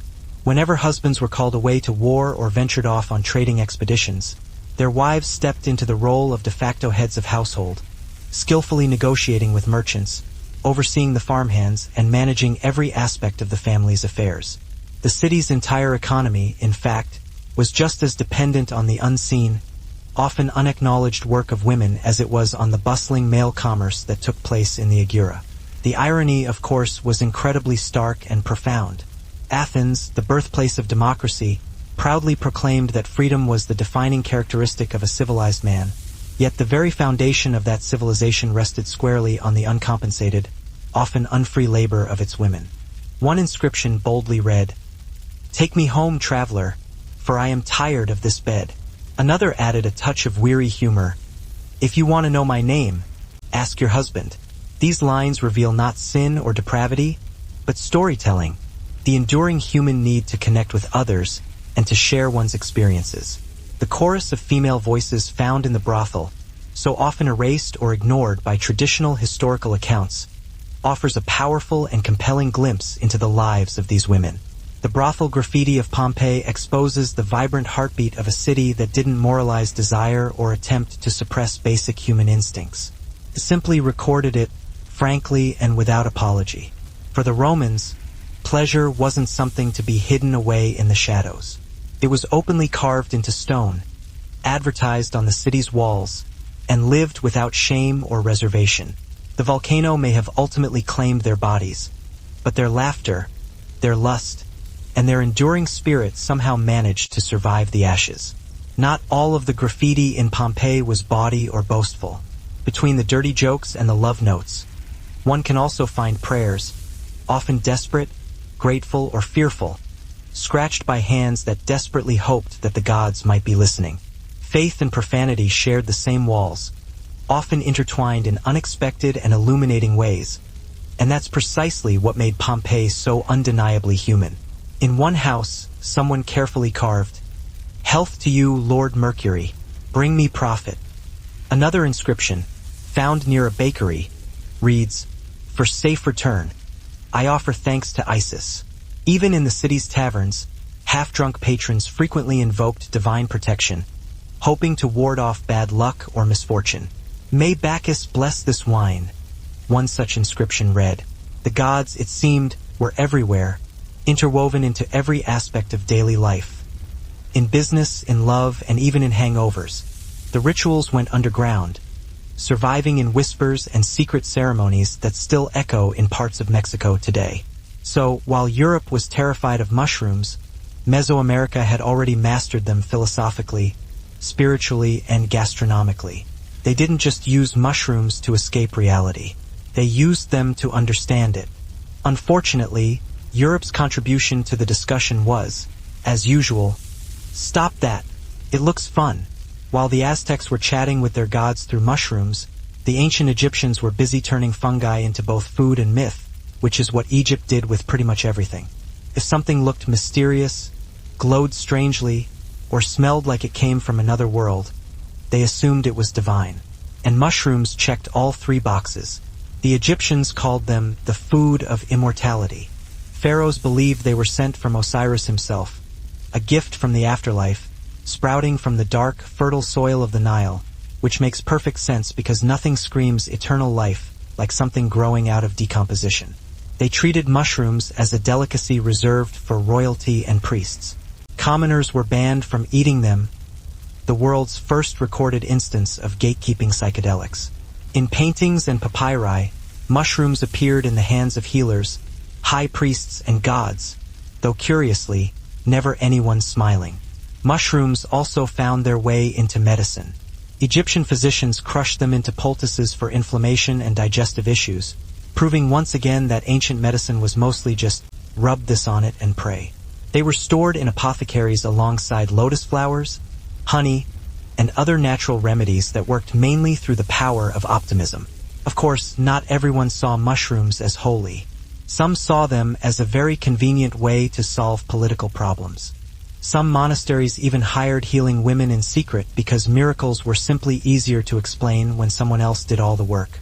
Despite the constant threat of persecution, these healers exerted a significant influence on the first universities of medicine.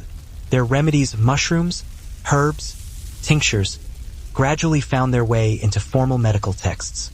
The irony? The very same people who condemned them later published their recipes under their own names. Medieval plagiarism was truly ahead of its time. In the end, these unsung healers bridged the gap between superstition and science.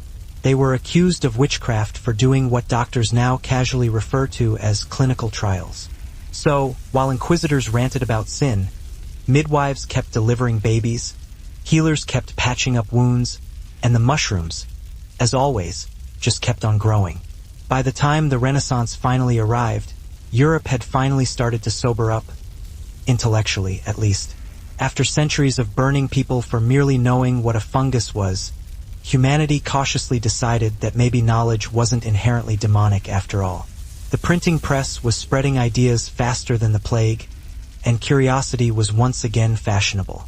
Mushrooms, once demonized, were tentatively stepping back into the spotlight, ideally without being accompanied by screaming villagers wielding torches. Naturalists began to meticulously catalog the natural world in painstaking detail. Men like Pier Andrea Mattioli, a 16th-century Italian physician, described dozens of mushroom species in his herbal compendiums, though his scientific process mostly involved poking them and writing edible, probably. Still, it was progress.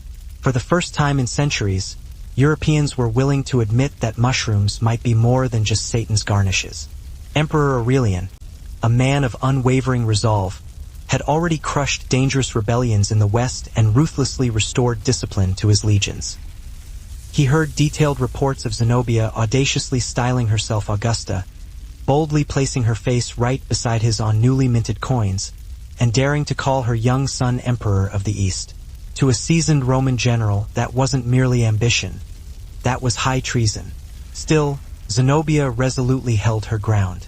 She knew the treacherous sands of the East far better than any Roman. She ordered the reinforcement of city walls, diligently stockpiled grain, and secured crucial alliances with the fierce nomadic tribes. To her loyal people, she boldly promised freedom from Rome's widespread corruption. To her enemies, she vowed swift and merciless punishment. She was no longer simply the regent queen of Palmyra.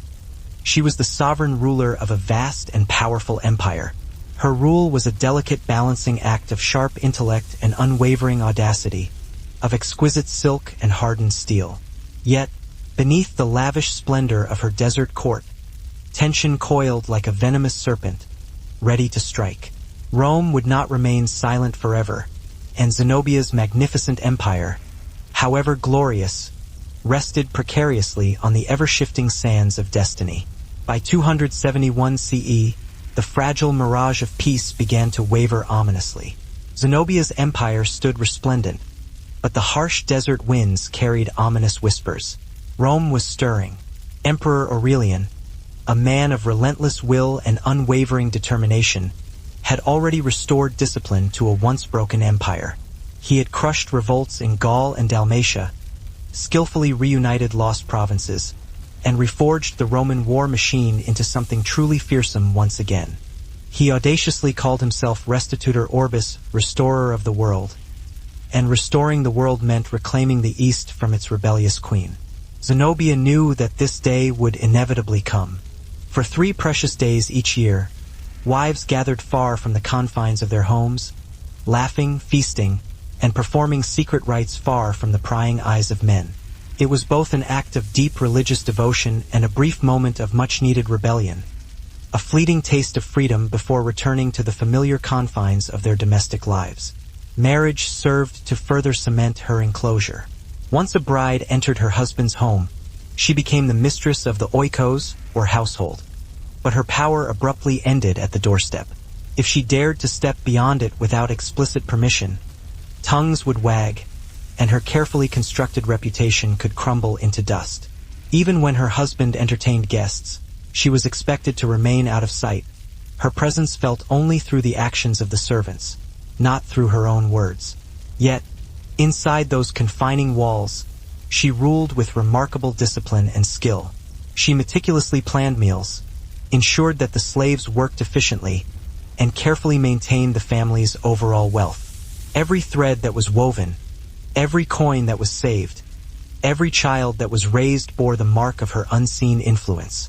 To the outside world, she was effectively confined, but within the walls of her household, she was a veritable sovereign. The gyneceum was simultaneously her cage and her kingdom. In Athens, marriage was rarely, if ever, a matter of love. Instead, it was typically a carefully calculated alliance, a calculated transaction designed to preserve the family's honor and ensure the production of legitimate heirs. A young woman, often no more than 14 or 15 years of age, was given by her father to a husband who was often twice her age. The man's primary role was to provide protection and secure the family lineage. The woman's was to bear children and meticulously maintain the household. Romantic affection, if it existed at all, was generally considered a luxury best left to poets. In myth, however, their power and influence surfaced openly and undeniably. Athena, the revered patron goddess of the city, was a formidable figure of wisdom and warfare, an immortal woman who embodied the very virtues that men so readily claimed as their own. Women like Penelope, who ruled her household with remarkable cunning and unwavering patience during Odysseus's long absence, or Antigone, who fearlessly defied an unjust law, stood as powerful literary reflections of the true grit and endurance of real Athenian women.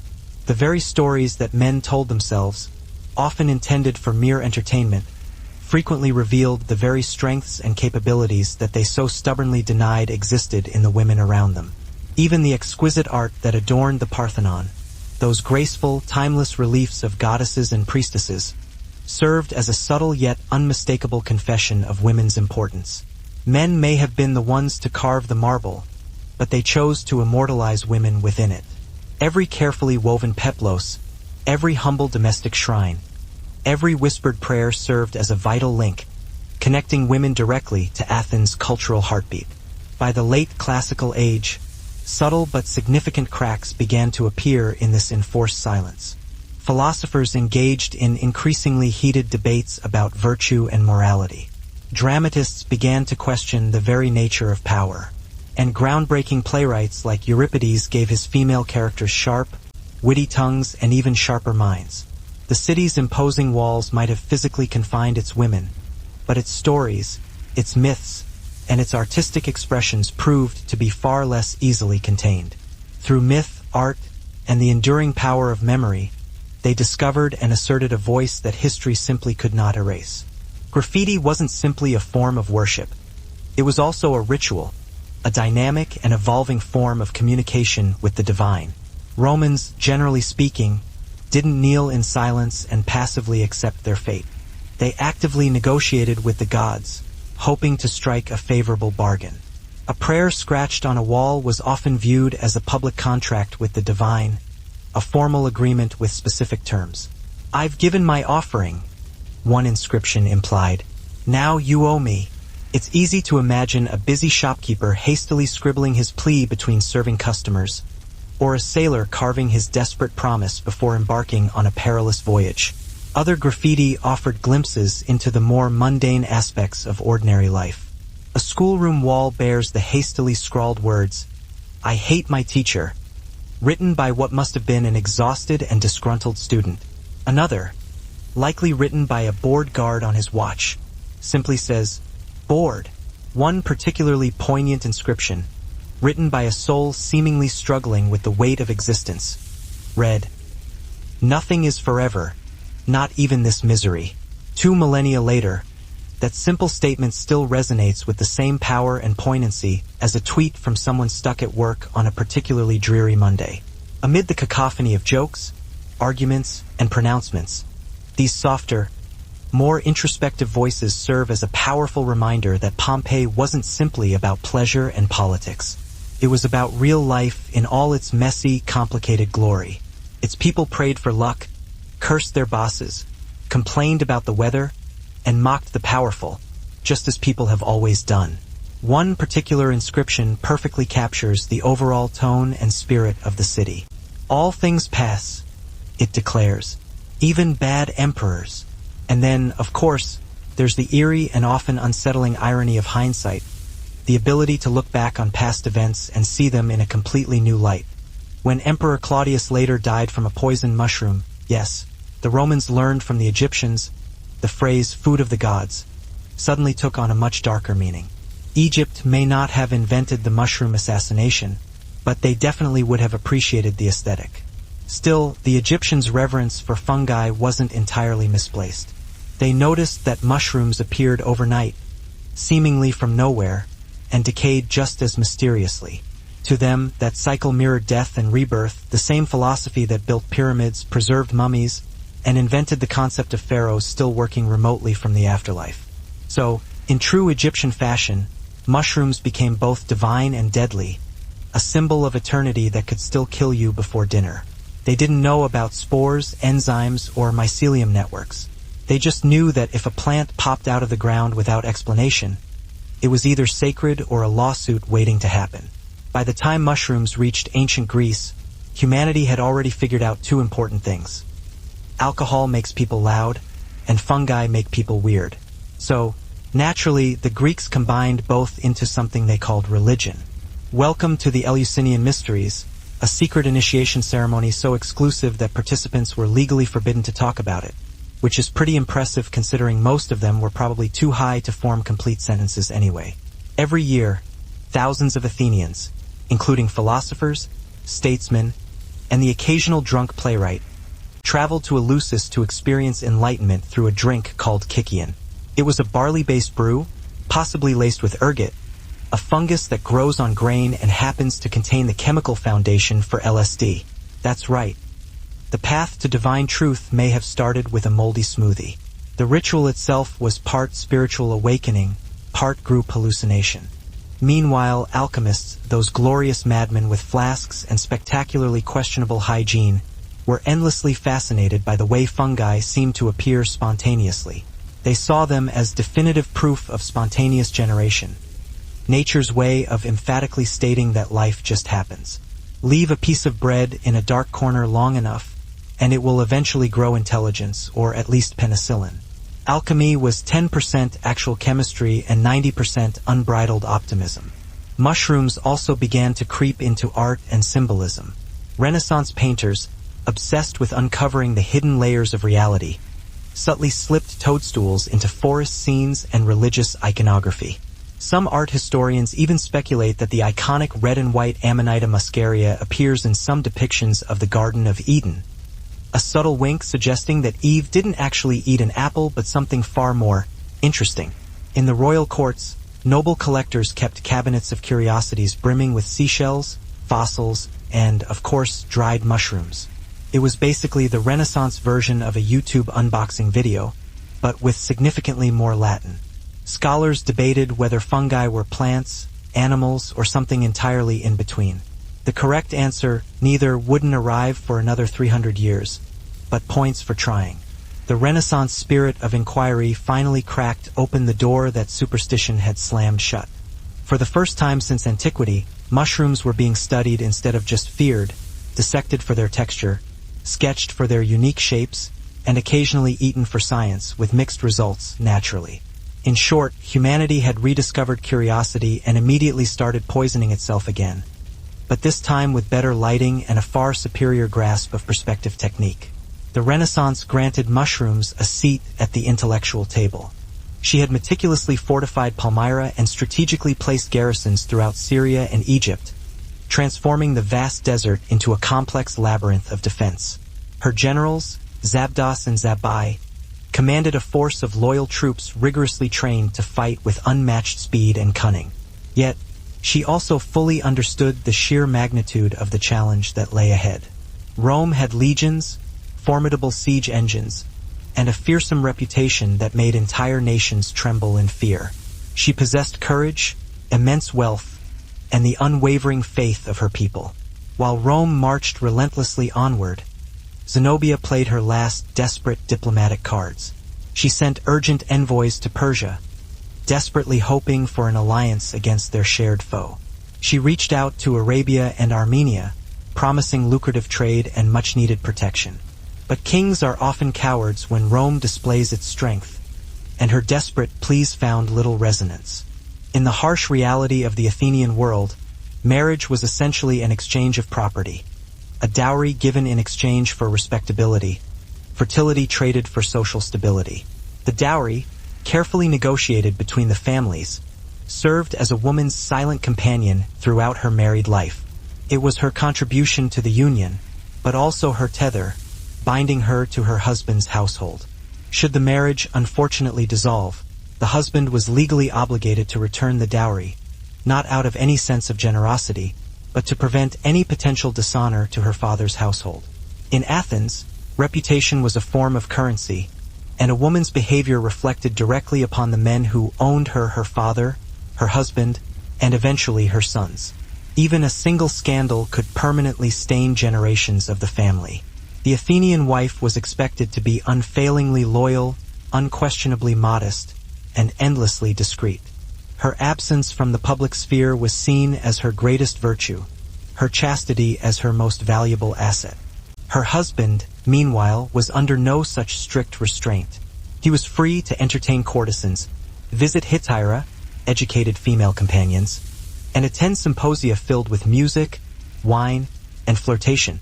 Yet, if his wife so much as spoke too freely to another man, her reputation could be utterly destroyed.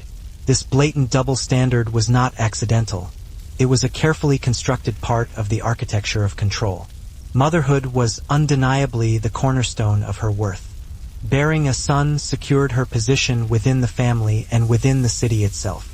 A woman who failed to produce heirs risked being cast aside, potentially replaced by another, more fertile bride, or relegated to a life of quiet irrelevance. Her role was considered both sacred and deeply precarious. She gave life to future citizens but was herself denied the very rights of citizenship. Still, within this restrictive system, women carved out subtle avenues of power. In the end, the women of Athens were both prisoners and pillars, simultaneously bound by the rigid constraints of custom and absolutely essential to the city's very survival and thriving. They were the unseen architects of the world's first experiment in democracy. They were denied the right to vote, yet they played a pivotal role in shaping the very civilization that would one day openly debate the fundamental principles of equality itself. When the catastrophic eruption of Mount Vesuvius buried the vibrant city of Pompeii in 79 CE, it sealed not only its buildings and infrastructure but also, in a sense, its voices. For centuries, the city lay dormant, perfectly preserved beneath a thick blanket of volcanic rock and ash, patiently waiting for its chance to speak again. When archaeologists finally began the painstaking process of excavating the city in the 18th century, they uncovered far more than just elaborate villas, magnificent temples, and intricate mosaics. They unearthed something far more intimate and revealing: graffiti. Thousands upon thousands of casual inscriptions, hastily scrawled across the city's walls in charcoal, paint, or even crudely carved with a nail or other sharp instrument. These scribbles, sometimes crude, often funny, sometimes romantic, and occasionally even obscene, represented the raw, unfiltered thoughts and feelings of everyday Romans, perfectly preserved in stone. Unlike the elevated, formal Latin of celebrated orators and writers like Cicero or Virgil, Pompeii's graffiti spoke in the vernacular tongue of ordinary citizens. Merchants, lovers, drunkards, slaves, and soldiers. Some of the writers were barely literate, while others displayed a surprisingly poetic turn of phrase. You can almost hear their voices echoing across the centuries. One man, perhaps lamenting unrequited affection, wrote, "Success loves Iris, but she doesn't care for him. Too bad." Another, seized by a moment of simple pride, boldly declared, "Gas was here." Near the city's forum, someone wrote, shortly before the eruption, "Tomorrow the gods will favor us." Within days, the city was completely gone, buried under a thick layer of volcanic ash and pumice.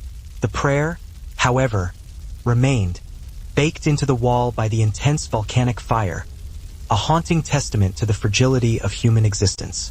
These small inscriptions, some no larger than a coin, collectively demonstrate the full range of Roman emotion, from reverence and gratitude to exhaustion and humor, all tangled together in a complex and compelling tapestry. The same walls that heard laughter and lust also held whispered prayers to the gods, a testament to the deeply ingrained religious beliefs of the city's inhabitants. Pompeii's graffiti wasn't simply a reflection of daily life. It was daily life itself, written in faith and ash. When Vesuvius violently erupted in 79 CE, it effectively silenced Pompeii, bringing its vibrant and bustling life to an abrupt and tragic end. But not before the city left behind its final diary entries, a collection of hastily scrawled messages that would ultimately outlast its buildings and monuments. The graffiti, already centuries old in many places, became the final, enduring record of voices that never expected to be remembered or heard beyond their own time. The volcano took their lives, yet miraculously preserved their jokes, their prayers, and their insults in molten time, creating a unique and invaluable snapshot of a lost world. In a strange and ironic twist of fate, their words have arguably survived longer than any Roman emperor's decree or any carefully crafted work of art. On the very edge of the city, in a half-finished building, archaeologists discovered a piece of graffiti that had been written just days before the catastrophic eruption. It simply read, "On the 16th day before the calendar of November, he ate too much. Participants fasted, drank Kikian, and then wandered through torchlit tunnels while priests shouted cryptic phrases about death and rebirth. By dawn, everyone emerged claiming to have seen the mysteries." Historians still argue about what that means, but judging by the art, it involved a lot of nudity, snakes, and vague optimism. Of course, ancient Greece was already full of people who didn't need help questioning reality. Plato and Aristotle built entire careers on confusing their students. But the mysteries took it further. They promised first-hand experience of eternity, or at the very least, a fantastic excuse to skip work for 3 days. It wasn't just about drugs, though. It was about confronting mortality in a world that didn't yet have Netflix. The Greeks genuinely believed the Kikian ritual could dissolve fear and unite mortals with the gods. The fact that it also made you see purple horses was just a bonus. Naturally, the Romans later banned it. They called it unseemly and dangerously joyful, which in Roman terms meant fun and therefore illegal. So, while most of Greece was inventing democracy and geometry, Eleusis was out there quietly inventing psychedelia. And they might have been onto something thousands swore it changed their lives. But let's be honest, so would accidentally discovering LSD in your breakfast.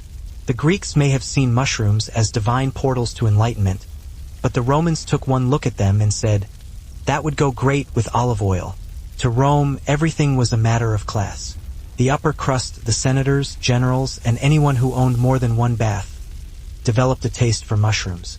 They were exotic, fragrant, and most importantly, expensive. Eating them wasn't about nutrition. It was about status. The same logic still applies today with truffles and overpriced water. It wasn't quite respect, more like cautious fascination.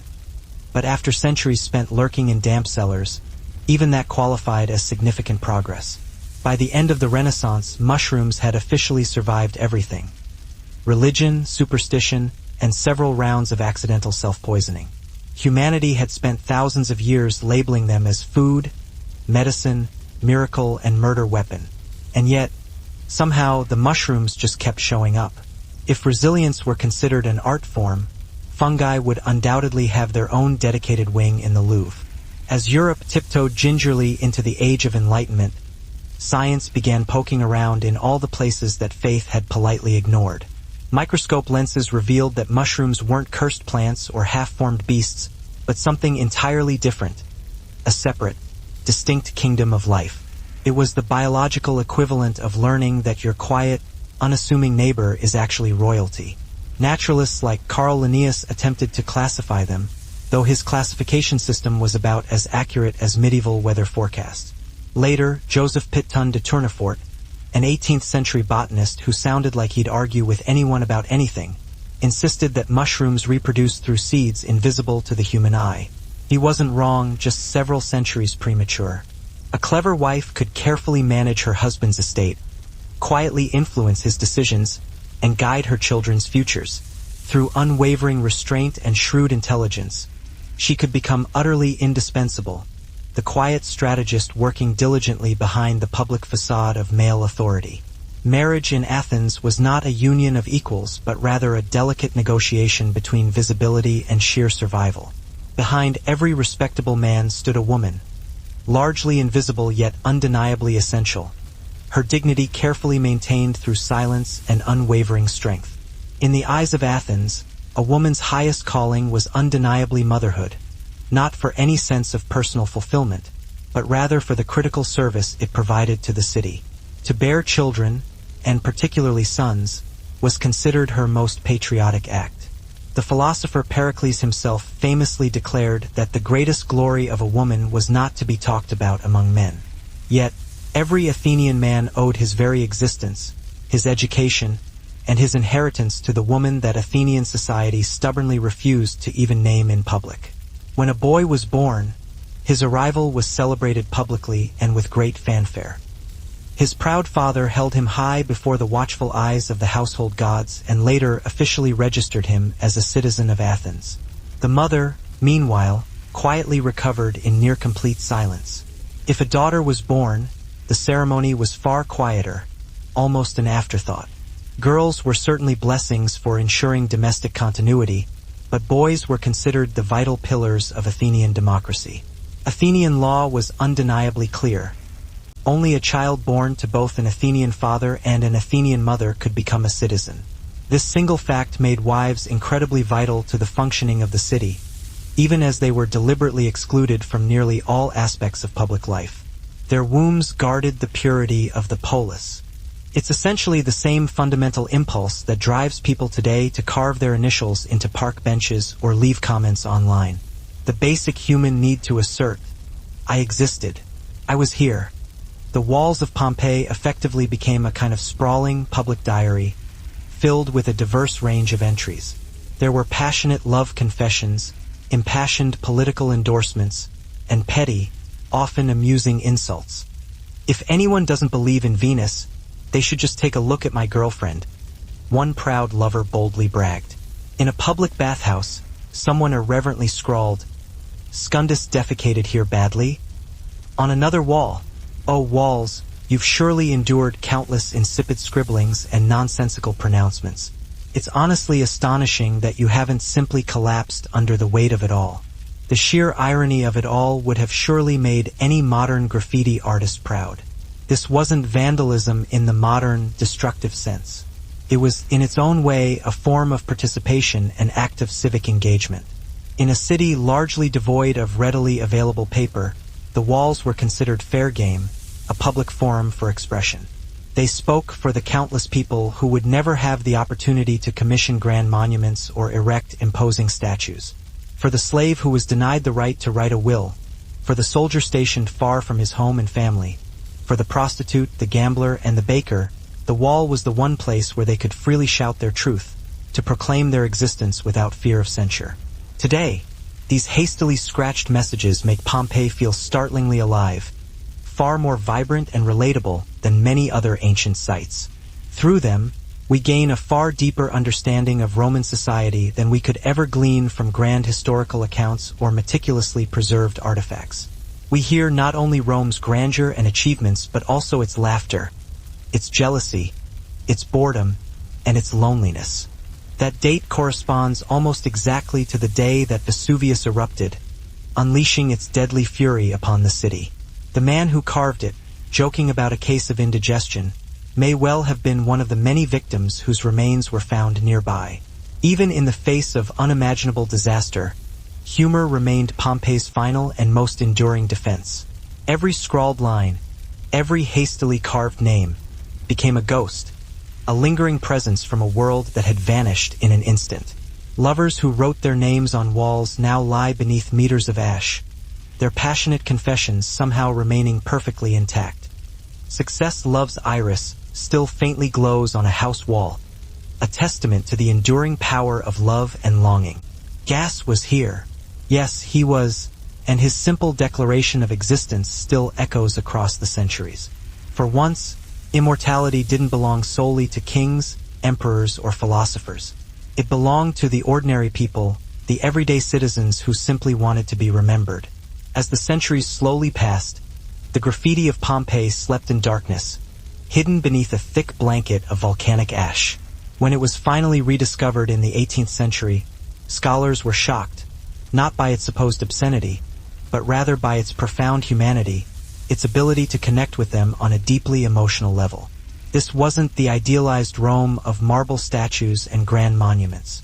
It was the real Rome of bar fights, flirtations, and spilled wine. A world filled with both tragedy and humor, both love and loss. Through the enduring power of graffiti, history speaks not in grand speeches or carefully crafted pronouncements, but rather in soft whispers, in the scratched laughter of people who believed that the fleeting moment mattered far more than any promise of eternity. Today, as tourists slowly walk through Pompeii's eerily silent streets, they inevitably pass by those same walls, the ancient comment sections of a lost and forgotten world. Roman banquets were spectacular displays of excess, tables piled high with roasted peacocks, honeyed dormice, and, of course, sautéed mushrooms. Guests didn't ask what kind. That's because mushrooms came in two varieties, delicious and fatal. It was like Russian roulette with better seasoning. Emperor Claudius learned that the hard way. History says his ambitious wife, Agrippina the Younger, served him a plate of mushrooms in 54 CE, seasoned, succulent, and laced with a generous sprinkle of poison. He died shortly after, and Agrippina calmly declared her teenage son Nero the new emperor. Rome mourned briefly, then added mushroom to the list of political assassination tools, right between dagger and stairs. Romans even gave mushrooms a nickname after that, Cibus Deorum, food of the gods, which is ironic because the gods were apparently hungry for emperors. Still, the culinary craze continued. Mushroom dishes stayed popular, partly because nobody wanted to look suspiciously sober at a feast. The responsibilities of motherhood were immense and far-reaching. From infancy, the mother oversaw her children's daily care, their strict discipline, and their early education. Sons typically stayed with their mothers and nurses until the age of 7, learning stories of great heroes, powerful gods, and timeless morality. These stories, often told late at night by the soft glow of lamplight, were far more formative than any formal classroom lesson. They subtly shaped the next generation's ideals long before philosophy even entered the picture. Daughters, meanwhile, were carefully prepared for the same predictable cycle: domestic skills, unquestioning modesty, and unwavering obedience. Motherhood carried its own significant moral weight. A good mother was expected to embody unwavering restraint, boundless wisdom, and absolute loyalty. If a child somehow dishonored his family, the mother's name was often whispered with blame and recrimination. Her virtue extended far beyond the simple confines of the home. It subtly defined the entire moral fiber of Athenian society. Yet, despite this sacred duty, women had absolutely no control over their children's legal fates. Fathers, for example, could expose infants they deemed unwanted, a grim decision made entirely without the mother's consent or input. Her influence abruptly ended at the carefully drawn boundary between nurture and the inflexible letter of the law. Still, the mother's influence lingered long after her voice had faded into silence. Her songs shaped future citizens, her discipline molded future soldiers, and her compassion softened the hearts of future philosophers. Though Athens systematically denied her a voice in the assembly, she spoke powerfully through generations. Her quiet wisdom was subtly hidden in every citizen who had once rested safely in her loving arms. Each fleeting message, no matter how crude or seemingly insignificant, bridges the vast chasm of 2,000 years of silence, connecting us directly to the lives and emotions of these long-dead citizens. It's as if the dead city itself is softly whispering, "We lived. We joked. We loved. We were just like you." Pompeii's walls served as a vast, blank canvas for its rowdy and expressive citizens, and nowhere was the ink wetter, so to speak, than in its bars, bathhouses, and brothels. Romans, generally speaking, didn't write graffiti in libraries or temples, places of study or reverence. They wrote it where the wine flowed freely, the gossip spread like wildfire, and inhibitions dissolved under the intoxicating influence of alcohol and camaraderie. These were places of laughter and indulgence, where a man could flirt, boast, or vent his frustrations without fear of serious consequences. Or so he thought, at least. The delicious irony, of course, is that 2,000 years later, we're still reading and analyzing his drunken thoughts. In one tavern, some anonymous reveler scrawled, "I came here, I drank, I messed up." Another, likely from the same party, added, "Whoever loves, let them flourish. Whoever doesn't, let them perish. And if anyone tries to stop me, may he burst." Even in a city rife with tragedy, the irrepressible humor of its people still lingers like the faint aroma of old wine. Pompeii was a loud and boisterous place, and its graffiti serves to ensure that we never forget it. Bars, in particular, were essentially the ancient Roman equivalent of Twitter, a forum for quickly jotting down fleeting thoughts for the amusement or annoyance of strangers. Some inscriptions are no longer than a single, stinging insult. "Apollinaris is a thief," one simply states. Others are bold declarations of ego and self-importance. Celadus, the Thracian gladiator, makes the girls moan. Another proudly proclaims. Some inscriptions are barely visible, faded to ghostly lines that hint at their former existence. Others are surprisingly sharp and clear, as vivid as the day they were written. Together, they form a chorus, messy, vulgar, funny, and tender, a testament to the enduring power of the human spirit. Pompeii's graffiti serves as a poignant reminder that civilization isn't ultimately defined by its monuments or its grand achievements, but rather by its words, by the stories it chooses to tell. The Romans who impulsively carved their thoughts and feelings into plaster certainly didn't know that they were writing to us, that their voices would somehow echo across the centuries. But they did what humans have always instinctively done. They tried, in their own small way, to leave a trace, to make their mark on the world. And 2,000 years later, in the haunting ruins of their laughter and their longing, we finally answer back. We see you. We remember you.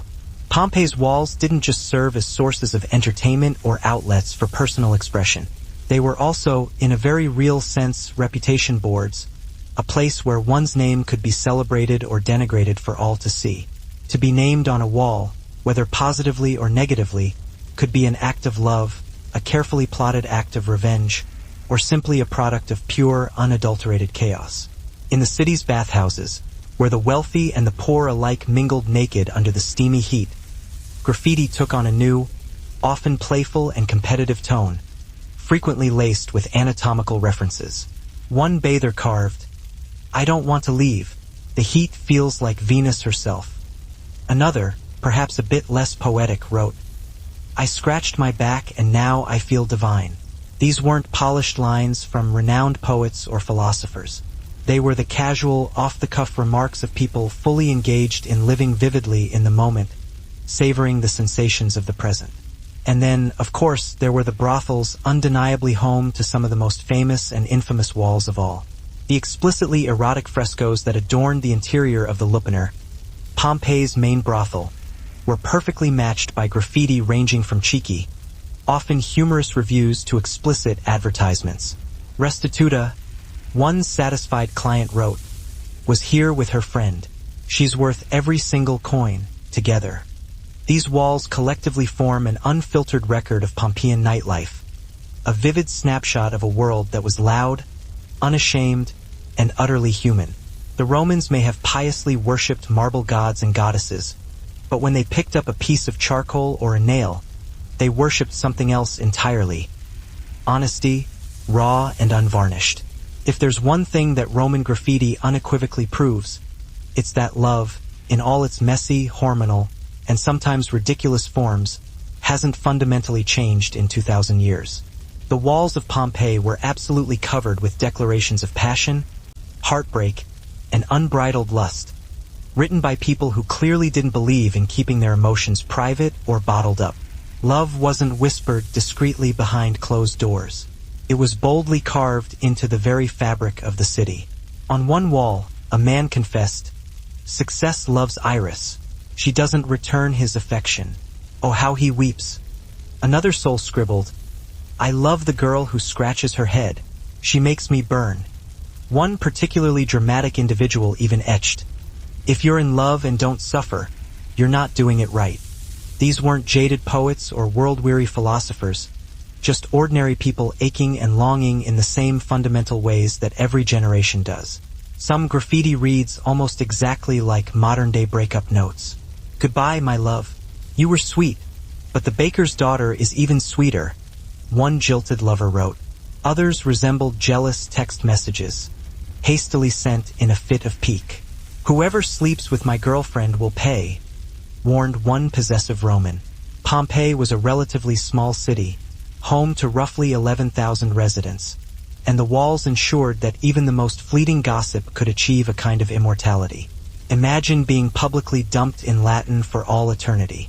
But not every inscription was tender or romantic. Pompeii's lovers could also be surprisingly crude and uninhibited. In the brothels, especially, graffiti frequently blurred the often subtle line between genuine affection and blatant advertisement. ATIS is the best, one inscription boldly proclaimed, followed by a price. Another braggart boasted, I had many women here and none like Fortunata. The Romans didn't rigidly separate love from lust. They enthusiastically celebrated both with equal fervor. Women, too, left their mark on the city's walls, though admittedly less often than their male counterparts. One carving, signed by a woman named Floronia, declared boldly, Greetings to all lovers. Another simply read, Metha, drunk again.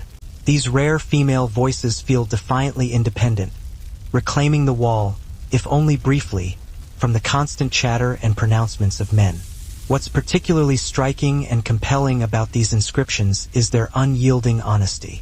There's no censorship, no attempt to sound noble or virtuous. Love, as portrayed in these inscriptions, isn't idealized or romanticized in the same way it often is in Roman poetry or literature. It's sweaty, jealous, impulsive, and often very funny, the kind of love that often occurs after indulging in too much wine or during a stolen moment in a public bath. Through these hastily scrawled hearts and curses, Pompeii serves as a powerful reminder that human emotion has always been loud, chaotic, and, at times, painfully sincere. The same hearts that once beat beneath togas now speak directly to us through the enduring medium of stone. Still laughing, still longing, still confessing their innermost thoughts and desires to the walls, just as people have done throughout history.